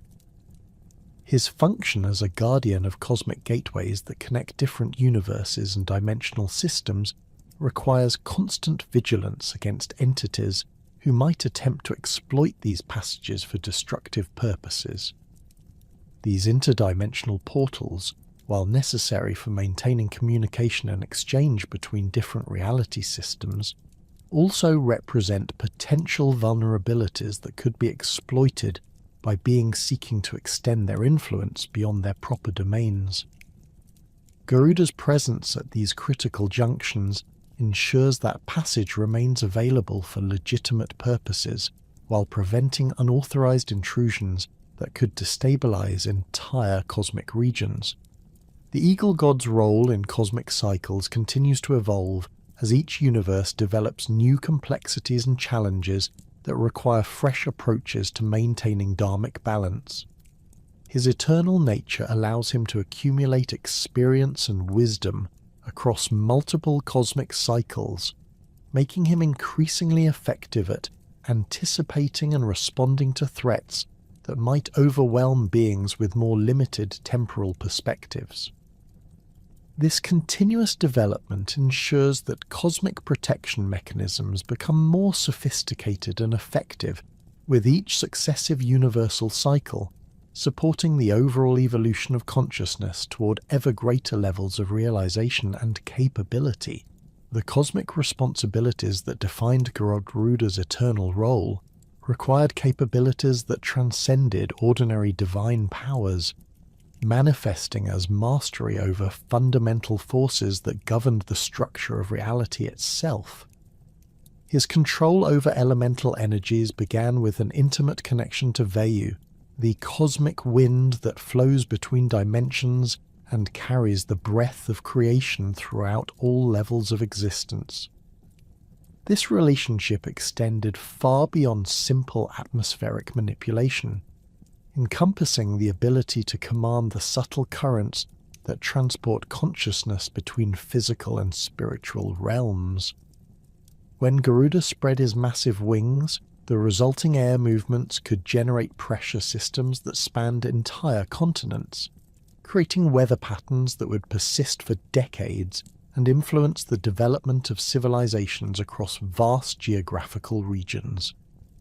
His mastery over wind manifested in techniques that incorporated both gross and subtle applications of atmospheric control.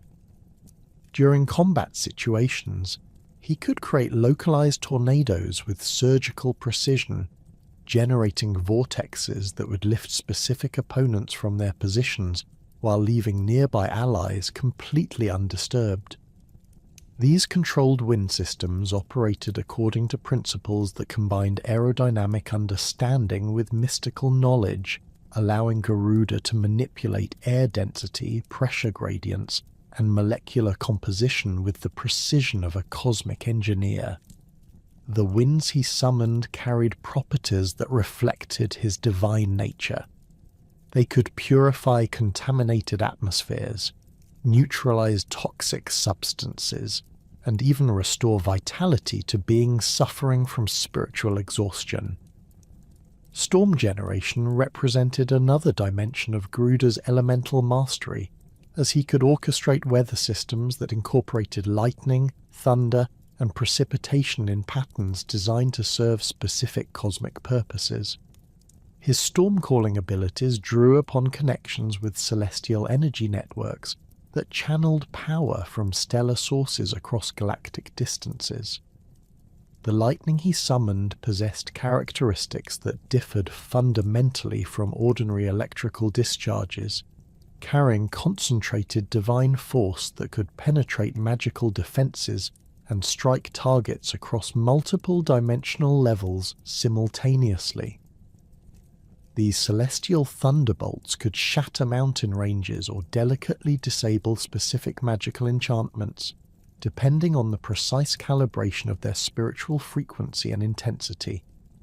The thunder that accompanied his storms carried more than mere acoustic energy. It transmitted vibrational patterns that could resonate with the fundamental frequencies of matter itself, causing solid objects to restructure at the molecular level. Garuda's control over these sonic forces allowed him to create earthquake-like effects without actually disturbing tectonic plates, generating ground tremors that would topple enemy fortifications while leaving nearby temples and civilian structures completely intact.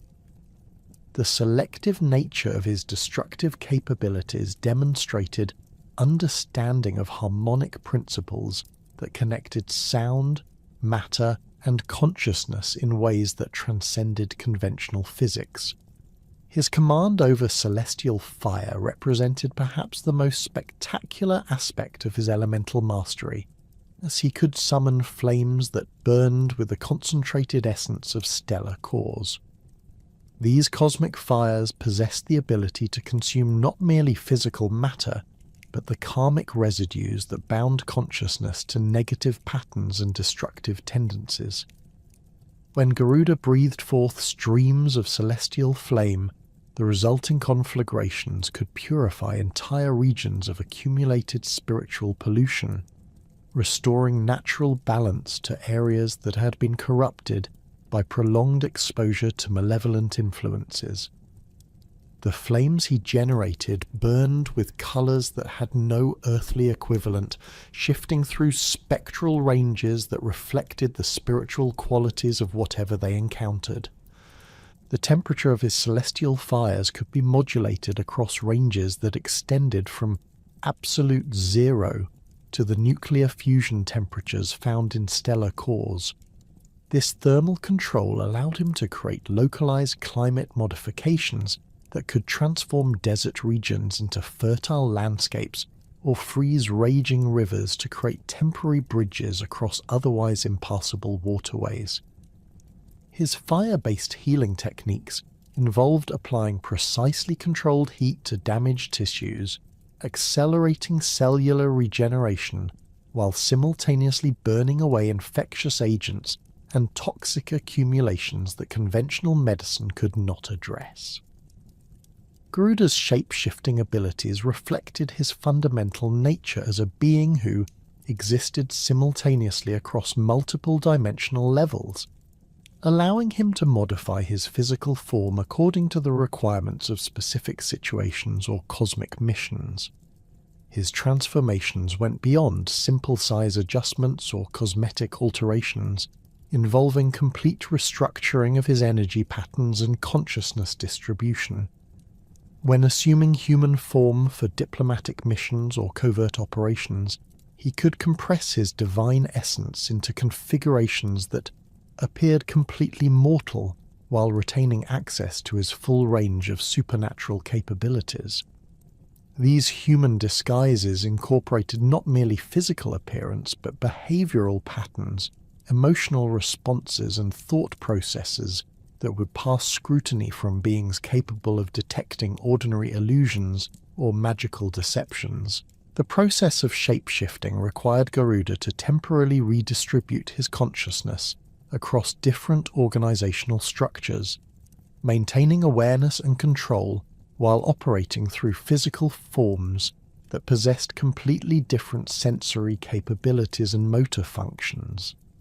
His human incarnations could access memories and knowledge appropriate to their assumed identities, allowing him to function effectively within mortal societies without arousing suspicion. These temporary transformations included the ability to suppress his divine aura and energy signature, making him virtually undetectable to beings who might otherwise recognize his true nature through spiritual perception. His intermediate forms, combining human and avian characteristics in various proportions, provided optimal configurations for specific types of missions that required both terrestrial mobility and aerial capabilities. These hybrid manifestations could incorporate wings sized for human-scale flight, while maintaining hands capable of manipulating tools and weapons designed for humanoid use. The sensory systems of these intermediate forms combined human cognitive processing with eagle visual acuity and enhanced hearing, creating perceptual capabilities that exceeded both species' individual limitations. The power of Garuda's voice operated across frequency ranges that encompassed both audible sound and vibrational patterns that could affect matter at the subatomic level.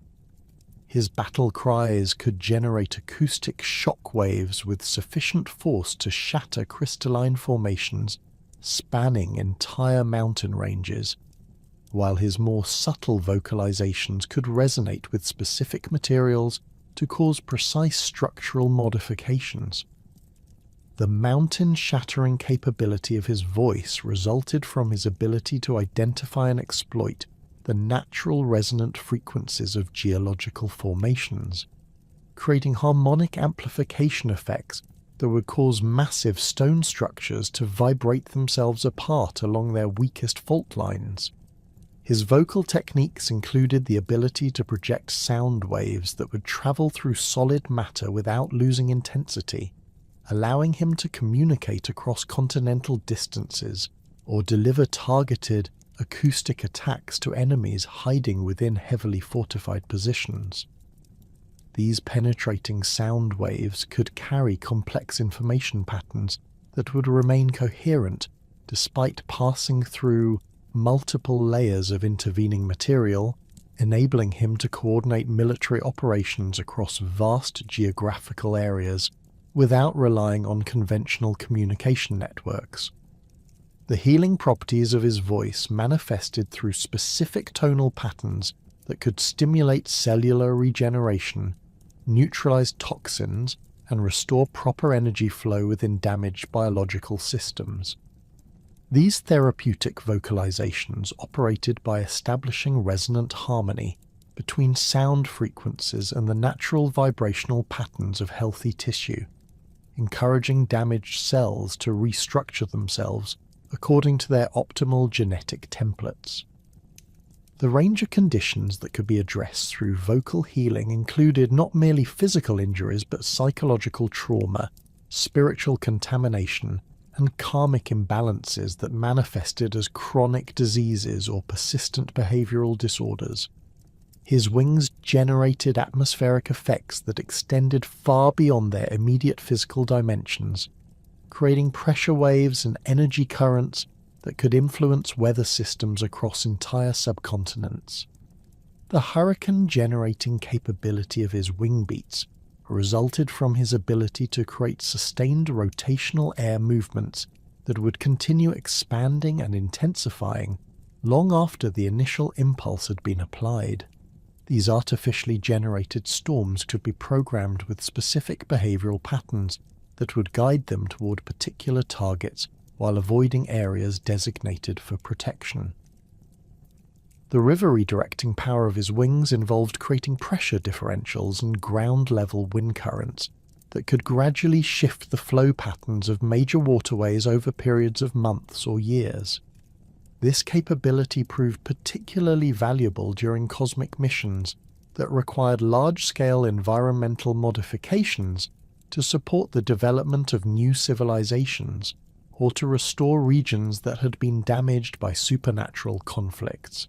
His wing-generated currents could carry seeds, nutrients, and beneficial microorganisms across vast distances, accelerating the recovery of devastated ecosystems.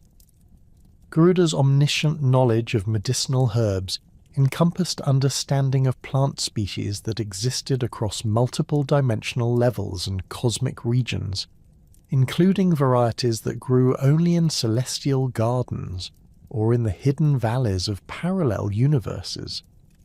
His pharmaceutical expertise extended to the precise preparation methods required to extract and concentrate the active principles of these exotic botanicals, many of which required specific harvesting times, processing techniques, and storage conditions that incorporated both scientific precision and mystical understanding.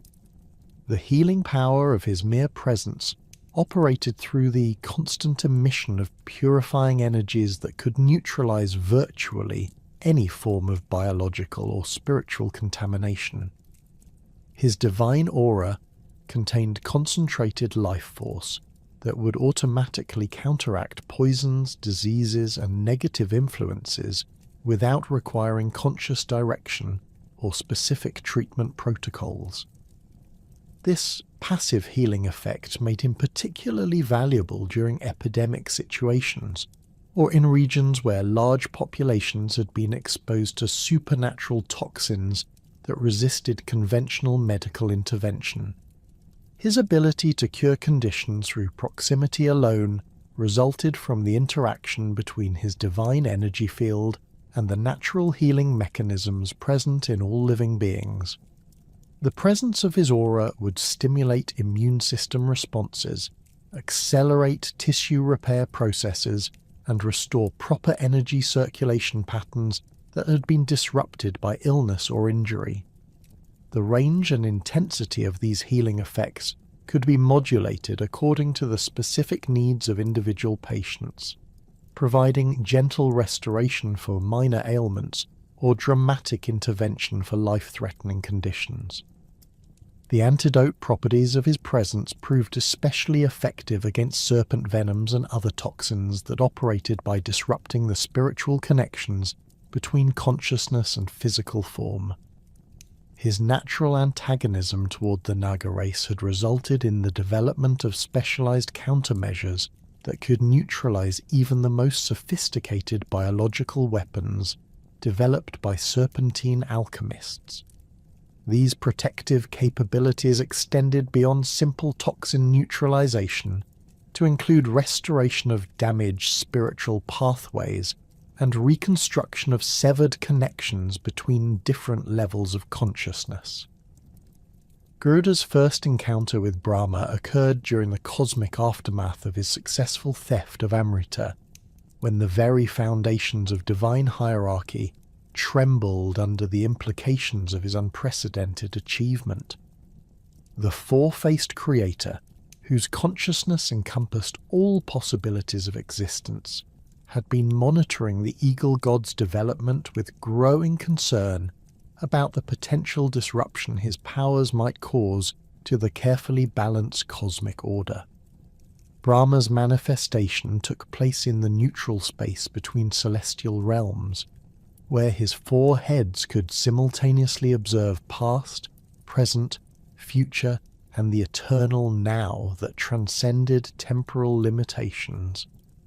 The cosmic negotiations that followed demonstrated the delicate balance required to maintain universal stability, while acknowledging the emergence of new sources of divine power. Brahma's initial position reflected traditional hierarchical thinking. Powerful beings should be incorporated into existing structures through subordination to established authorities. However, Garuda's proven ability to challenge the gods themselves meant that conventional approaches to cosmic management would prove inadequate. The eagle god's responses during these discussions revealed intellectual capabilities that matched his physical prowess, as he presented arguments based on cosmic law and dharmic principles rather than mere assertions of personal power. The creator's concerns centered on the precedent that Garuda's actions might establish for other beings who possessed extraordinary capabilities but lacked proper integration into cosmic governance structures. If individual entities could successfully challenge divine authority through personal initiative, the entire system of universal management might collapse into chaos as various powerful beings pursued conflicting agendas without coordination or oversight. Brahma's four heads engaged in simultaneous conversations with different aspects of Garuda's consciousness, exploring the philosophical implications of his actions while seeking practical solutions to the administrative problems his independence created. Garuda's counter-arguments demonstrated sophisticated understanding of cosmic jurisprudence and the fundamental principles that govern divine authority. He pointed out that his theft of Amrita had been motivated by dharmic considerations rather than personal ambition, as he sought to fulfill legitimate obligations to his mother, while correcting injustices perpetrated through serpentine deception. His actions had not challenged the cosmic order itself, but rather had exposed weaknesses in its implementation that allowed fraudulent behavior to triumph over righteous conduct. The Eagle God's position was that true cosmic stability required mechanisms for correcting such imbalances, even when doing so involved challenging established authorities. The resolution of their negotiations established new protocols for managing beings whose power levels approached or exceeded those of traditional divine hierarchies. Rather than attempting to suppress or subordinate such entities, the cosmic administration would create collaborative frameworks that channel their capabilities toward maintaining universal balance while respecting their autonomy and individual missions. Garuda's case became the template for future interactions between cosmic authorities and independently powerful beings, establishing precedents that would govern divine diplomacy for subsequent cosmic cycles. These agreements included specific provisions for Garuda's role in cosmic governance, recognizing his unique position as both Vishnu's vehicle and an independent agent capable of making decisions that affected universal welfare. His responsibilities would include serving as an intermediary between different levels of divine authority, ensuring that communications and directives flowed properly between cosmic administrators and the various entities responsible for maintaining order in specific regions or domains. The Eagle God's aerial capabilities and his ability to traverse all dimensional levels made him ideally suited for these coordination functions. Brahma's final acknowledgement of Garuda's status involved formal recognition of his authority to act independently when cosmic circumstances required immediate intervention that could not wait for conventional administrative processes. This emergency authorization carried significant responsibility, as improper use of such discretionary power could destabilize entire cosmic regions. The Creator's trust in Garuda's judgment reflected assessment of his character during their extended negotiations, where the Eagle God had consistently demonstrated commitment to dharmic principles over personal advantage. The Eagle God's encounters with the great sage Valmiki occurred during periods when the cosmic order required documentation and preservation of important events for future reference and guidance. Valmiki, whose consciousness could perceive the subtle currents of destiny that shaped historical developments, recognized in Garuda a being whose experiences encompassed perspectives unavailable to earthbound observers. Their meetings took place in the sage's forest hermitage, where the accumulated spiritual energy from decades of meditation and penance created an environment conducive to the exchange of cosmic knowledge. Valmiki's initial interest in Garuda stemmed from his work on the Ramayana, where accurate portrayal of divine interventions required understanding of the capabilities and motivations of celestial beings who influenced terrestrial events. The sage's questions revealed deep appreciation for the complex relationships between individual actions and cosmic consequences, as he sought to understand how Garuda's specific interventions had affected the overall pattern of Rama's adventures. These discussions provided the eagle god with opportunities to articulate his own understanding of dharmic service and the principles that guided his decisions during critical moments.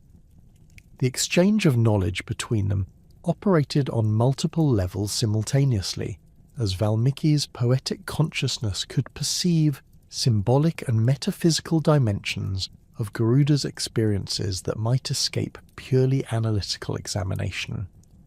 The sage's ability to translate cosmic events into narrative forms that could convey their essential meaning to beings at different levels of spiritual development made him an ideal collaborator for preserving the deeper significance of divine interventions. Garuda's detailed accounts of his various missions provided raw material that Valmiki could refine into teachings that would guide future generations toward proper understanding of cosmic principles. Their collaborative work extended beyond simple historical documentation to include development of spiritual practices that could help ordinary beings develop qualities similar to those that made Garuda effective in his cosmic role. The sage's insights into human psychology and spiritual development complemented the eagle god's practical experience with divine service, creating educational frameworks that could bridge the gap between mortal limitations and cosmic responsibilities. These teaching methods incorporated both intellectual understanding and practical exercises that would gradually expand students' capabilities and awareness. Garuda's role as student during these interactions revealed aspects of his character that remained hidden during his more dramatic adventures. His willingness to learn from Valmiki's different perspective on cosmic events demonstrated intellectual humility that balanced his obvious pride in his achievements. The sage's questions often challenged him to examine his own motivations and methods more deeply, leading to insights that enhanced his effectiveness in future missions. This educational exchange benefited both participants, as Valmiki gained access to cosmic perspectives that enriched his literary work, while Garuda developed greater understanding of how his actions affected beings at different levels of existence. The sage Vyasa's encounters with Garuda occurred during the composition of the Mahabharata, when the cosmic significance of that great war required documentation that could convey its universal implications to readers across multiple historical periods. Vyasa's consciousness, which encompassed awareness of past, present and future simultaneously, recognized in the eagle god a witness whose experiences could provide crucial insights into the divine interventions that had shaped the conflict's outcome. Their meetings took place in mountain caves, where the sage's meditation practices had created temporal anomalies that allowed extended conversations despite the pressing demands of his literary work. Vyasa's approach to learning from Garuda differed significantly from Valmiki's more collaborative style, as the Mahabharata's author possessed cosmic awareness that allowed him to perceive the deeper patterns underlying surface events. His questions focused on the strategic and philosophical dimensions of Garuda's various interventions, seeking to understand how individual actions by divine beings influenced the vast karmic networks that connected all conscious entities throughout the universe. These discussions required the eagle god to articulate principles that he normally applied intuitively, forcing him to develop more systematic understanding of his own decision-making processes. The intellectual challenge of these conversations stimulated Garuda's analytical capabilities in ways that purely practical missions could not achieve. Vyasa's probing questions revealed connections between seemingly unrelated events, showing how the eagle god's actions in one context had created consequences that manifested in completely different situations, years or decades later. This expanded awareness of causal relationships enhanced Garuda's strategic thinking and improved his ability to anticipate the long-term effects of his interventions. Their discussions of dharmic principles revealed subtle distinctions that had significant practical implications for cosmic service. Vyasa's encyclopedic knowledge of moral philosophy provided frameworks for analyzing ethical dilemmas that Garuda might encounter during future missions, while the eagle god's practical experience offered concrete examples of how abstract principles translated into effective action under extreme circumstances. These philosophical exchanges created synthesis between theoretical understanding and practical application that benefited both participants. The preservation of their conversations within the Mahabharata's text ensured that future generations would have access to divine perspectives on cosmic governance and righteous action.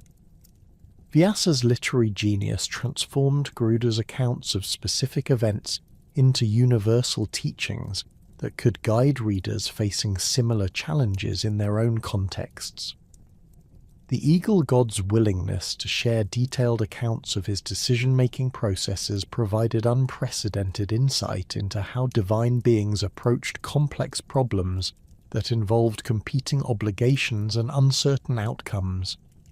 Sage Narada's interactions with Garuda represented encounters between two cosmic travelers whose different approaches to divine service created opportunities for mutual learning and occasional conflict.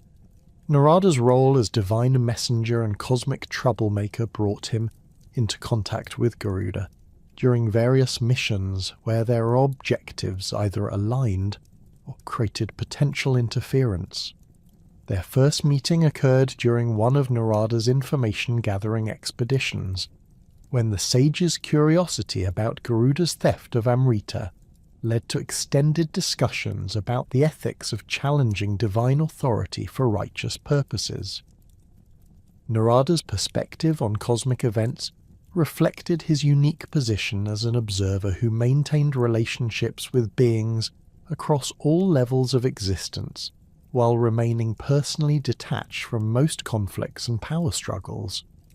His questions about Garuda's motivations and methods often revealed assumptions and blind spots that the eagle god had not previously recognized. The sage's ability to present alternative interpretations of familiar events challenged Garuda to examine his own actions from perspectives that might be held by other cosmic entities whose cooperation could prove valuable during future missions. The dynamic between them incorporated elements of both mentorship and rivalry, as each being possessed capabilities that the other found valuable but could not directly replicate.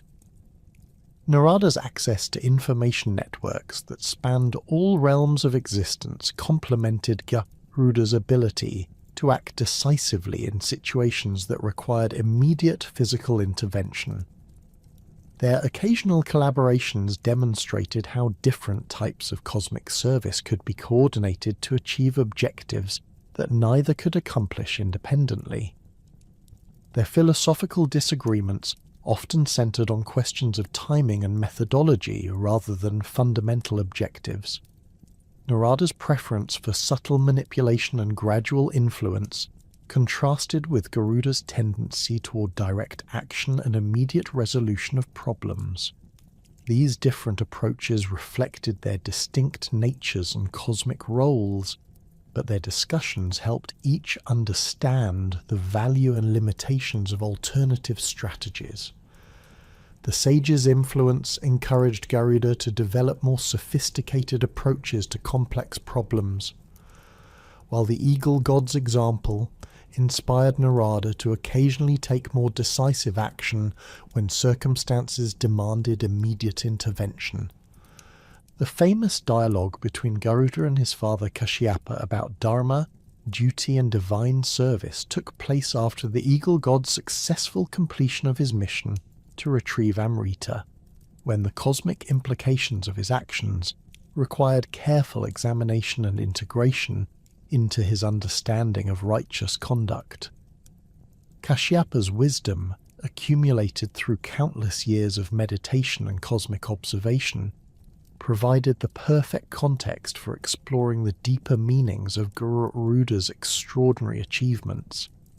Their conversation occurred in the sage's hermitage, where the spiritual atmosphere created by decades of disciplined practice facilitated communication between different levels of consciousness. Kashyapa's initial questions focused on the decision-making process that had led Garuda to choose theft over other possible approaches to securing his mother's freedom.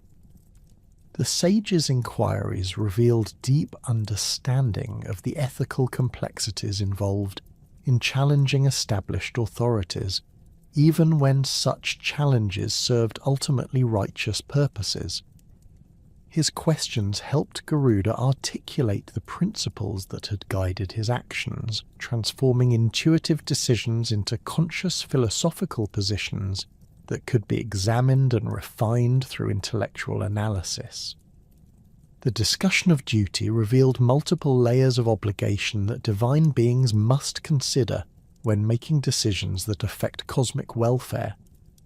Garuda's primary duty to his mother represented personal dharma, while his broader responsibilities as a divine being involved considerations of universal balance and the precedents his actions might establish for future situations. Kashyapa's guidance helped him understand how these different levels of obligation could be integrated into coherent approaches to ethical decision-making that honored all legitimate claims while maintaining focus on ultimate spiritual purposes. Their exploration of divine service examined the relationship between individual autonomy and cosmic responsibility, addressing questions about when independent action served universal welfare and when it might create dangerous precedents for cosmic disorder. Kashyapa's perspective incorporated awareness of vast temporal scales and complex causal networks that extended far beyond the immediate circumstances of any particular situation.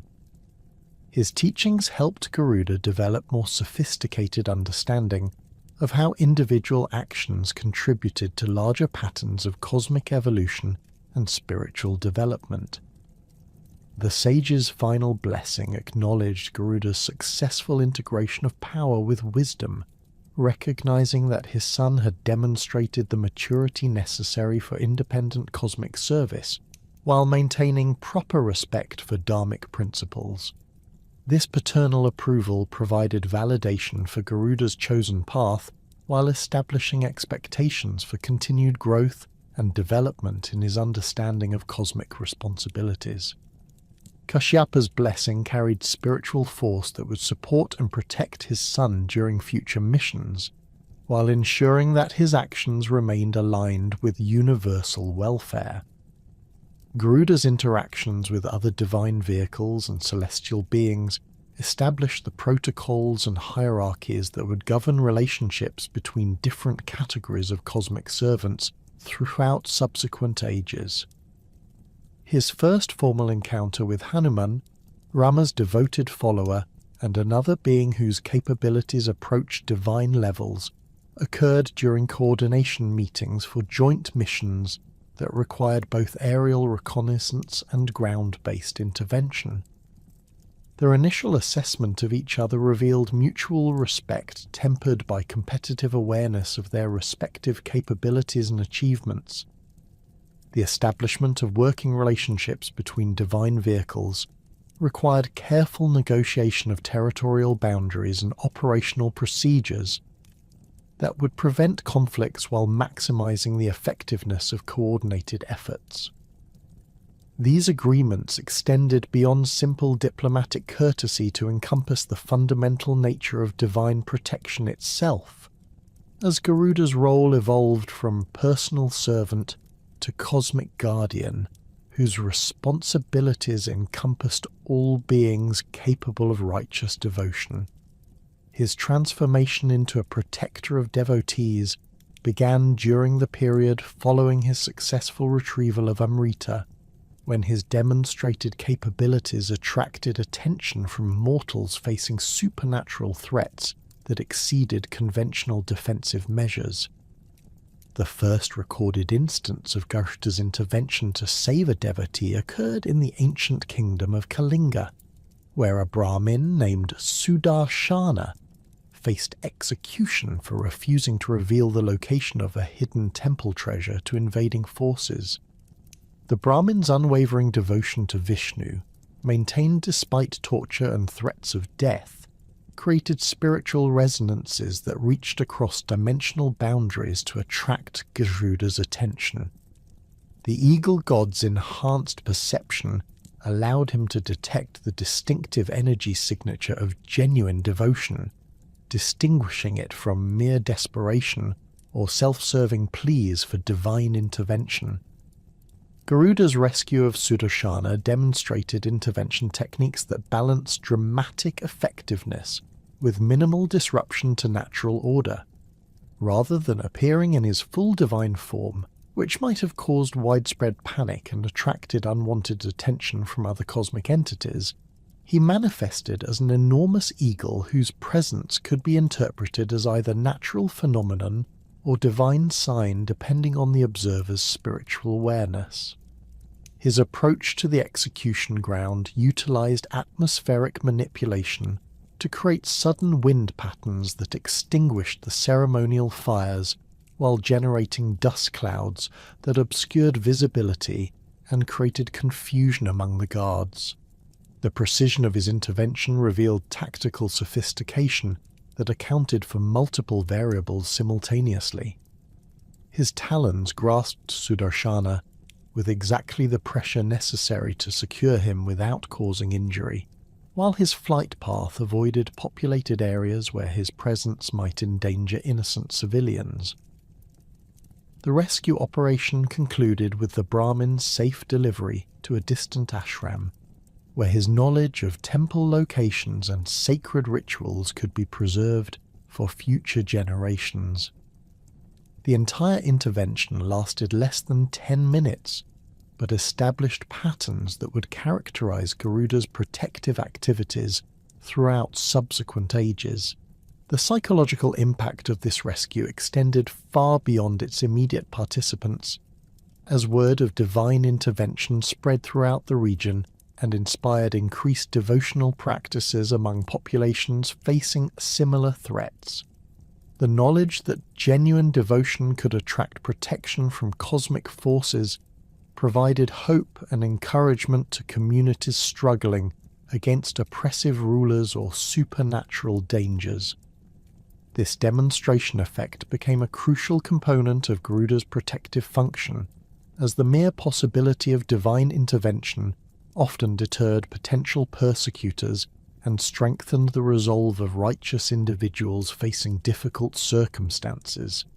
Garuda's protection of the sage Bharadvaja during a demonic assault on his forest hermitage revealed different aspects of his guardian capabilities, particularly his ability to coordinate defensive operations that incorporated both physical force and spiritual purification. The attacking demons, led by the Rakshasa Mahish, had been drawn to the hermitage by the accumulated spiritual energy generated through decades of meditation and ritual practice.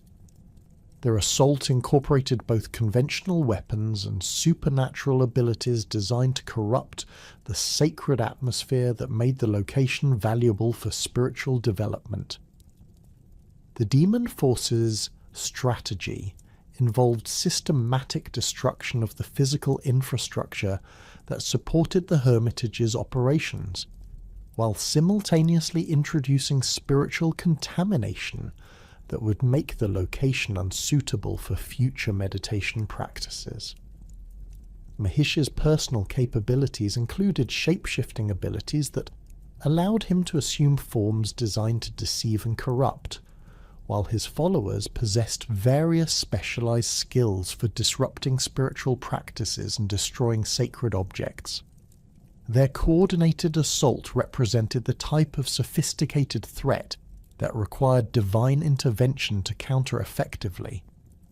Garuda's defensive response incorporated multiple layers of protection that addressed both immediate physical threats and long-term spiritual consequences. His initial aerial reconnaissance identified the attacking force's composition and tactical approach, allowing him to develop counter-strategies that would neutralize specific threats while preserving the hermitage's sacred character. His first strikes targeted the demon commanders, whose coordination was essential for maintaining their assault's effectiveness, using precision attacks that eliminated key opponents without causing collateral damage to the surrounding forest environment.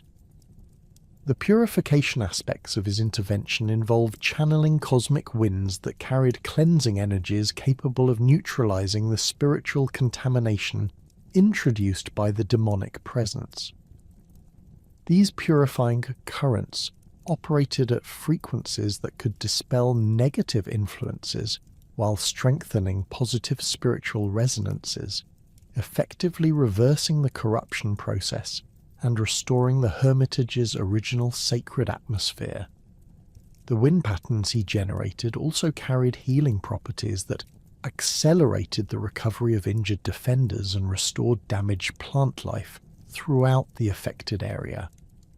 His protection of merchant caravans travelling through regions infested with supernatural predators demonstrated how divine guardianship could operate through indirect means that preserved human agency while providing crucial assistance during critical moments.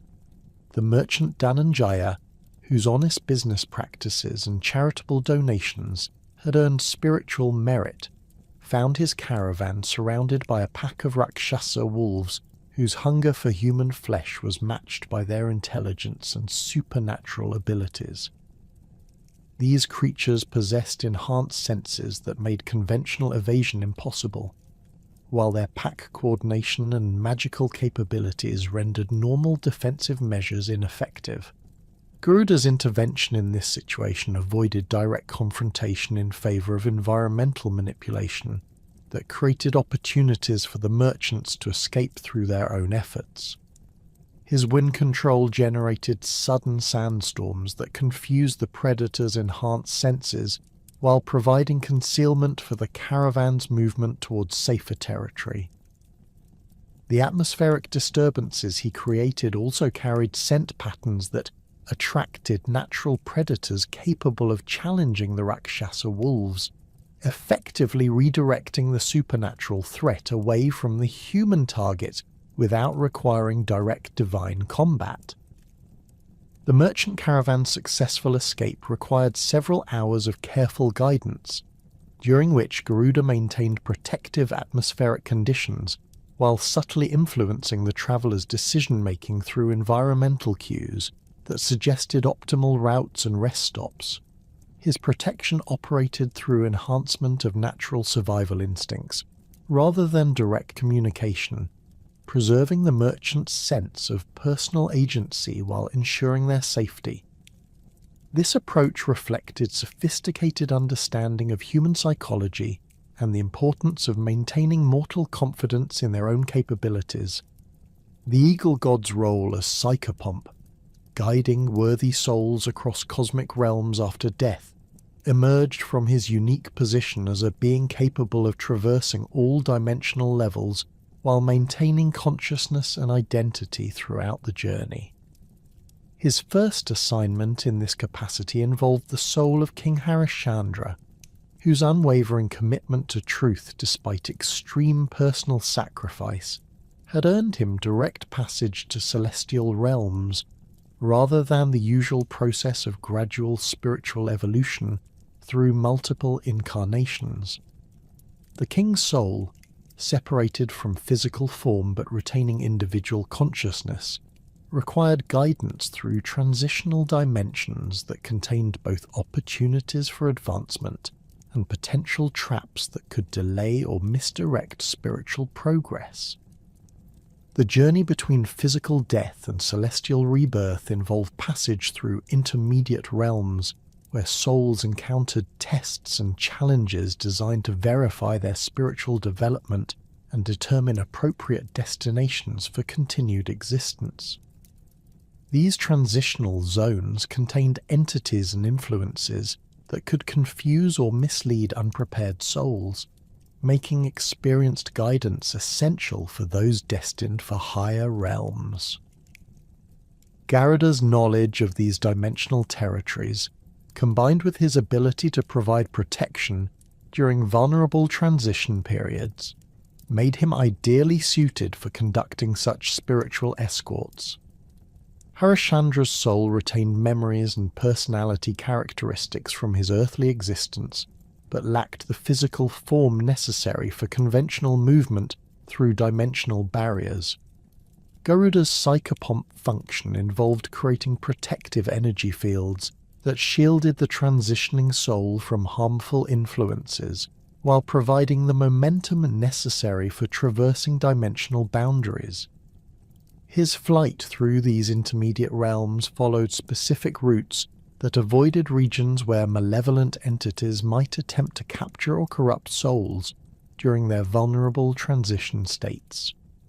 The challenges encountered during this spiritual journey included illusions designed to test the soul's commitment to truth, temptations that offered immediate gratification in exchange for abandoning higher spiritual goals, and encounters with other souls who had become trapped in transitional states through attachment to earthly concerns. Garuda's guidance involved both protective intervention when necessary and educational support that helped Harishchandra's soul recognize and overcome these obstacles through its own spiritual strength. The successful completion of this journey established precedents for future psychopomp missions and demonstrated the value of divine guidance during critical spiritual transitions. His escort of the warrior sage Parashurama's consciousness during a temporary separation from physical form revealed different aspects of psychopomp responsibilities, particularly the challenges involved in guiding souls who possessed significant spiritual power but remained attached to earthly conflicts and concerns. Parashurama's consciousness, temporarily displaced during a deep meditative trance, retained access to supernatural abilities that could affect the transitional realms themselves. This unusual situation required Garuda to provide guidance while managing the potential disruptions that Parashurama's residual powers might cause to the delicate dimensional equilibrium.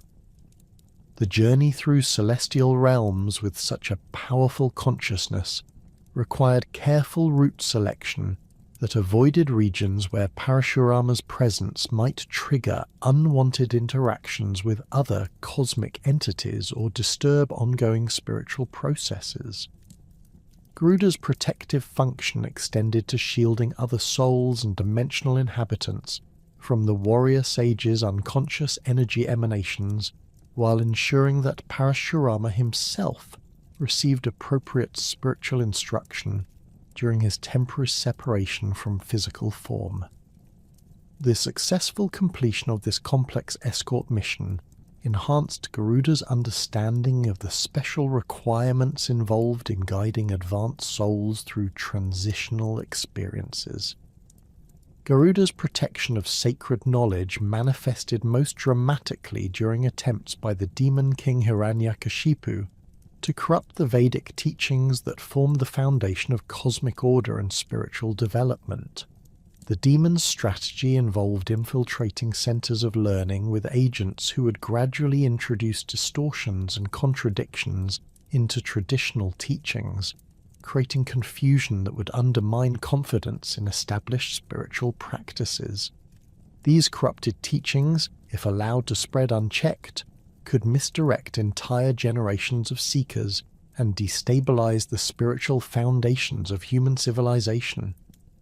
The preservation of authentic spiritual knowledge required intervention that could identify and neutralize corrupting influences while protecting genuine teachers and their students from supernatural retaliation. Garuda's approach to this challenge incorporated both direct action against demonic agents and subtle influence that strengthened the spiritual discernment of human teachers and students. His enhanced perception allowed him to detect the distinctive energy signatures of corrupted teachings, while his understanding of spiritual principles enabled him to provide corrective guidance that restored authentic understanding.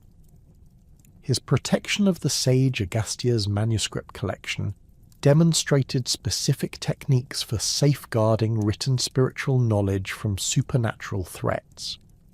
The demon Raktabija had dispatched specialized agents capable of altering written texts through mystical means, changing individual letters and words in ways that would gradually transform sacred teachings into instruments of spiritual deception.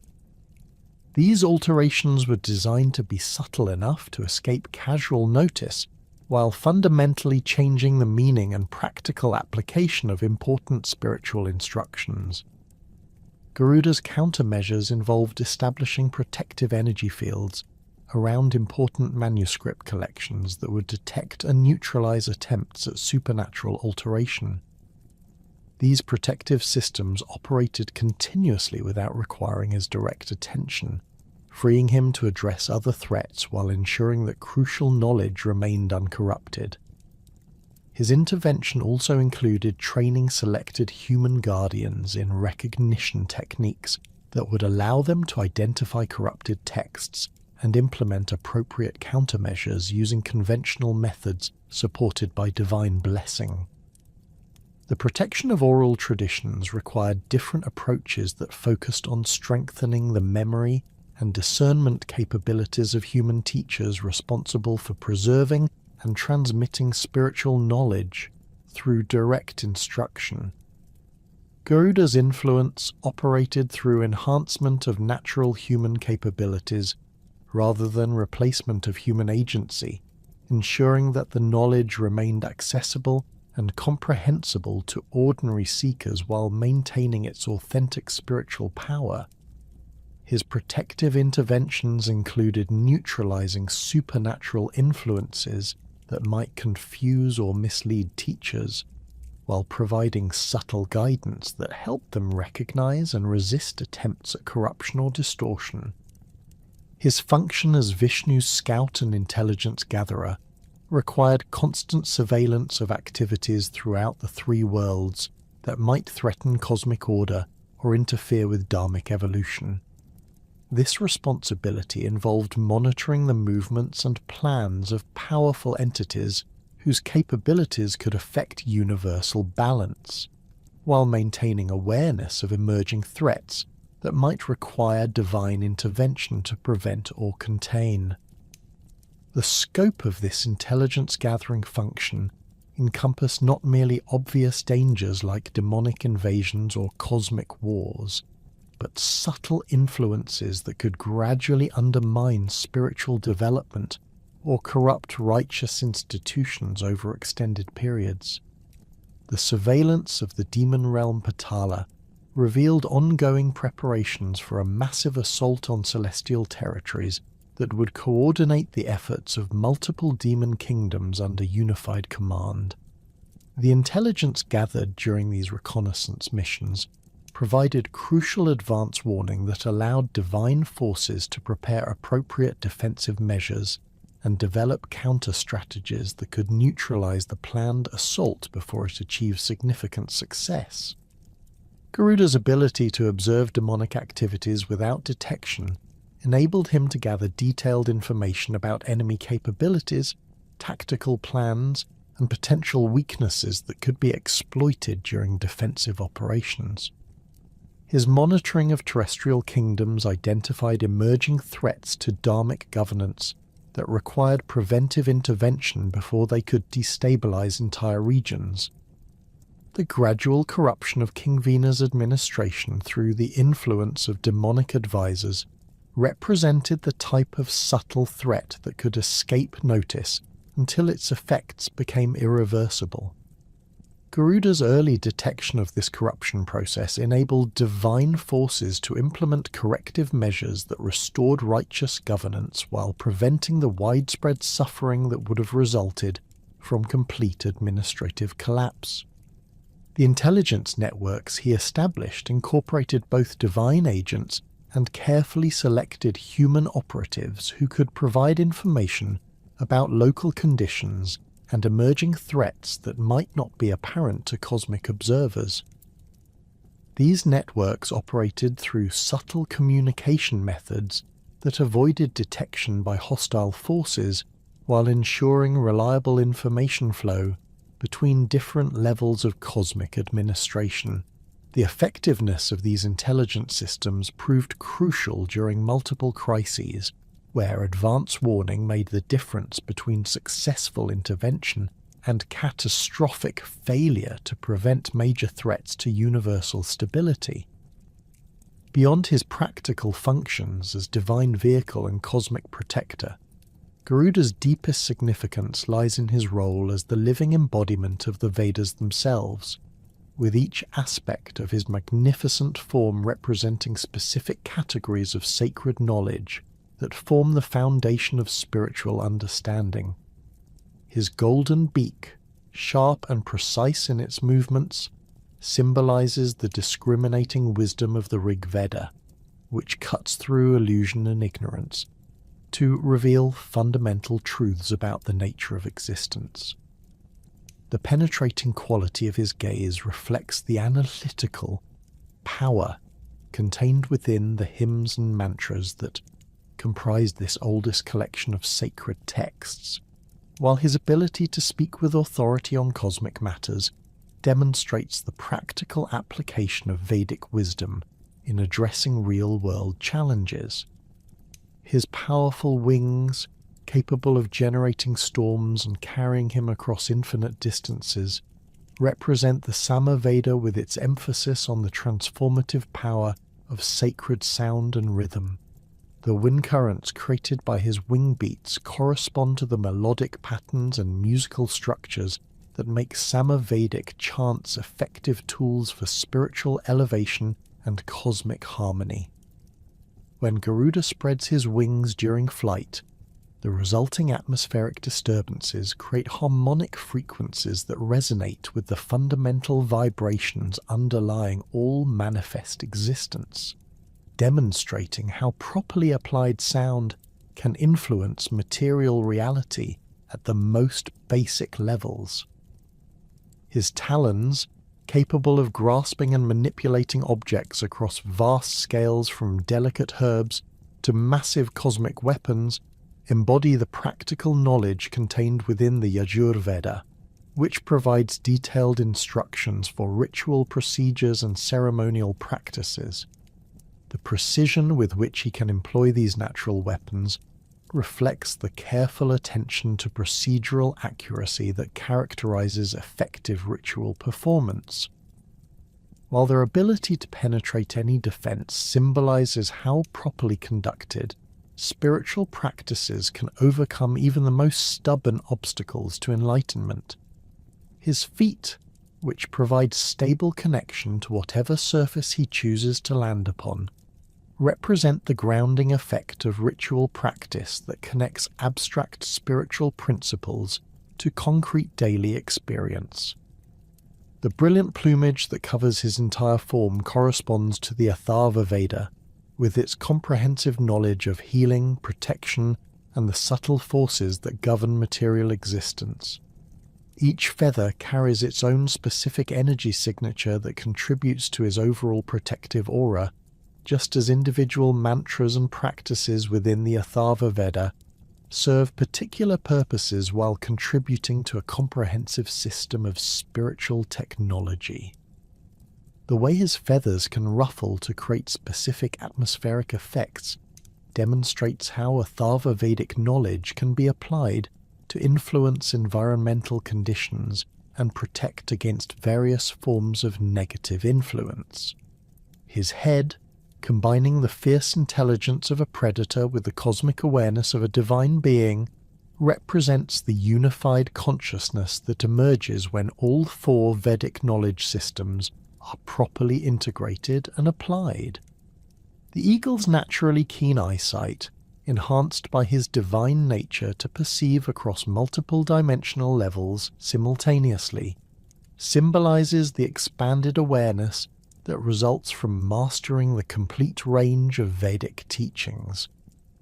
His ability to turn his head rapidly in any direction reflects the flexibility of consciousness that can address challenges from any quarter when supported by comprehensive spiritual knowledge.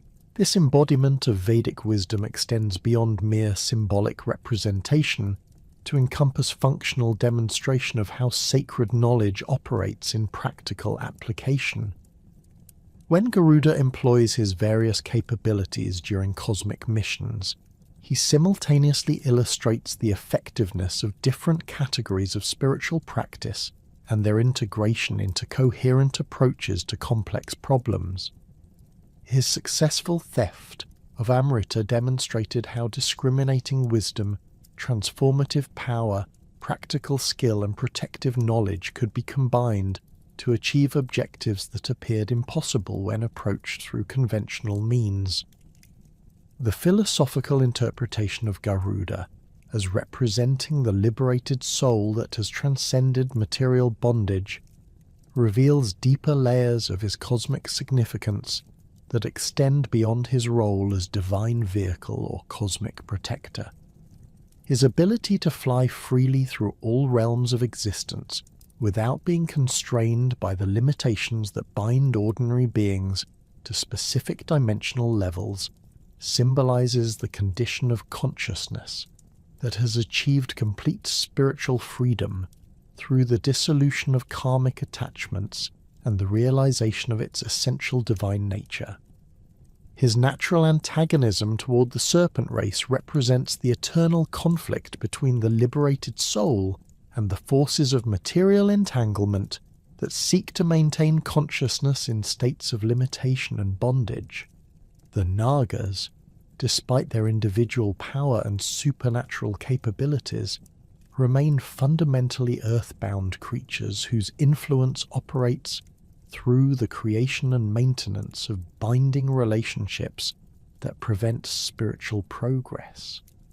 Garuda's consistent victory over serpentine opponents demonstrates how consciousness that has achieved genuine liberation possesses inherent advantages that make it superior to even the most sophisticated forms of material power.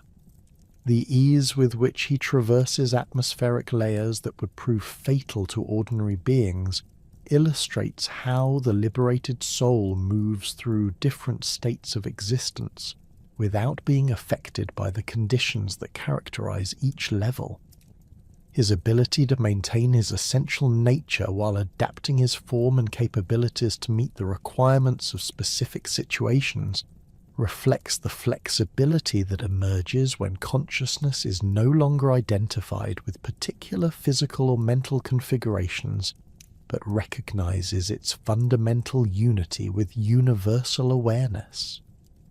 His service to Vishnu, freely chosen rather than compelled by obligation or fear, demonstrates the natural relationship between individual liberation and cosmic service that characterizes truly enlightened existence. The liberated soul doesn't withdraw from involvement in universal affairs, but rather engages more effectively because its actions are no longer motivated by personal desires or limited by attachment to particular outcomes. Garuda's willingness to undertake dangerous missions and face powerful opponents reflects the fearlessness that emerges when consciousness realizes its essential indestructibility and eternal nature. His ability to carry Vishnu across all realms of existence symbolizes how the liberated soul becomes a vehicle for divine consciousness to manifest in whatever contexts require intervention or guidance. This function requires complete surrender of personal will, while simultaneously demanding the highest levels of capability and awareness, illustrating the paradox of liberation, where individual identity is transcended while individual effectiveness reaches its maximum potential. The perfect coordination between Garuda and Vishnu during their various missions demonstrates the harmony that exists between liberated consciousness and cosmic intelligence. The vehicle metaphor extends beyond simple transportation to encompass the liberated soul's function as a medium through which divine grace can reach beings still trapped in various forms of limitation and suffering. Garuda's rescue of devotees and protection of righteous individuals illustrates how liberated consciousness naturally serves as a conduit for spiritual assistance, not through personal effort or achievement, but through its transparent alignment with cosmic forces that seek the welfare of all beings. His interventions succeed because they express universal compassion rather than individual preference or judgment. Garuda's role as the vehicle of consciousness itself, carrying awareness toward ultimate realization, reveals the deepest level of his symbolic significance as a representation of the spiritual process that transforms ordinary awareness into enlightened understanding. His flight patterns through cosmic space correspond to the movements of consciousness through different states of realization, from initial awakening to complete integration of transcendent and immanent aspects of existence. The various obstacles and challenges he encounters during his journeys parallel the internal resistances and external difficulties that consciousness must overcome during its evolution toward full spiritual maturity. His ability to navigate through the rotating razor wheel that guarded Amrita represents consciousness penetrating through the conceptual barriers that protect ultimate truth from casual approach. These intellectual and philosophical obstacles, sharp enough to destroy unprepared minds that attempt to grasp transcendent realities through ordinary thinking processes, yield to the focused determination and precise timing that characterize consciousness that has developed sufficient subtlety and power through sustained spiritual practice. The microscopic gaps between the razor blades correspond to the moments of clarity that allow direct perception of truth when the mind achieves perfect stillness and receptivity. The fire-breathing serpents that form the second line of defense symbolize the emotional and energetic purification that must be completed before consciousness can approach the nectar of immortality that represents direct realization of its eternal nature. These inner fires, generated by the friction between spiritual aspiration and remaining psychological attachments, create intense experiences that test the seeker's commitment and burn away the subtle residues of identification with temporary phenomena. Garuda's passage through these flames demonstrates how consciousness that maintains its essential coolness and clarity can traverse even the most intense purification processes without losing its fundamental stability. His confrontation with Indra's elite guards represents the final challenges posed by cosmic forces that maintain the established order of existence and resist fundamental changes that might disrupt universal stability. These guardians of conventional reality, though ultimately serving beneficial purposes, must be overcome by consciousness that seeks to transcend all limitations and achieve complete freedom from external authority. The battle demonstrates how spiritual realization requires not the destruction of cosmic order, but the development of capabilities that transcend ordinary limitations while respecting the legitimate functions served by established structures. The eternal nature of Garuda's existence and his continued presence throughout multiple cosmic cycles symbolizes the imperishable aspect of devotion and divine grace, that remains constant despite the continuous changes that characterize manifest existence.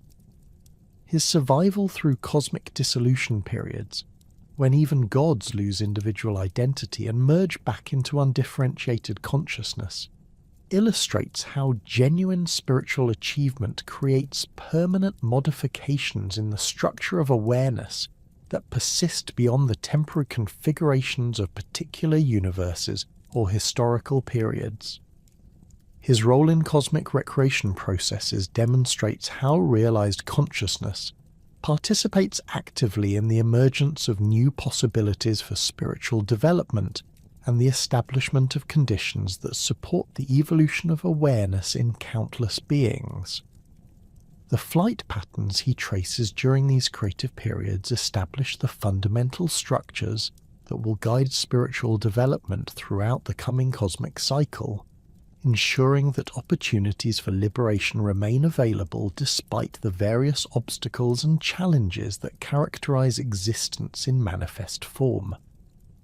His function as a bridge between different cosmic cycles provides continuity that allows the accumulated wisdom and spiritual achievements of previous universes to influence the development of new realities.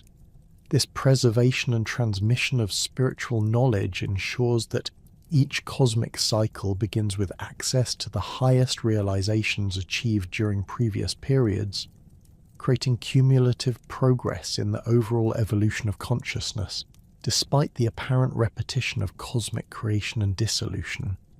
Garuda's perfect memory and his ability to maintain relationships across vast temporal spans make him an ideal custodian for this essential continuity function. The devotional aspect of his relationship with Vishnu represents the eternal principle of love and surrender that connects individual consciousness with universal awareness, regardless of the specific forms through which this relationship manifests. His unwavering loyalty and perfect service demonstrate how genuine devotion transcends personal preference and emotional attachment to become a stable foundation for cosmic participation that remains effective under all circumstances. This devotional orientation provides the motivational energy that sustains spiritual practice through all difficulties, while ensuring that individual development serves universal welfare rather than merely personal satisfaction. His continued availability to assist devotees and protect righteous individuals throughout all historical periods illustrates how divine grace operates as a constant presence that responds to sincere spiritual aspiration regardless of external circumstances or cultural conditions. The consistency of his protective interventions across different ages and civilizations demonstrates that spiritual principles remain universally applicable despite the changing forms through which they must be expressed to remain relevant and accessible to beings at different levels of development. Through his eternal presence and continued cosmic service, Garuda embodies the promise that spiritual liberation is not merely a theoretical possibility, but a practical achievement available to any consciousness willing to develop the necessary capabilities and maintain the required dedication. His example provides both inspiration and practical guidance for the spiritual journey, demonstrating how individual realization naturally flowers into universal service when properly understood and applied. In this way, the great eagle god remains forever present as both symbol and living reality of humanity's highest spiritual potential, eternally soaring through the infinite sky of consciousness toward ever greater expressions of divine truth and cosmic harmony.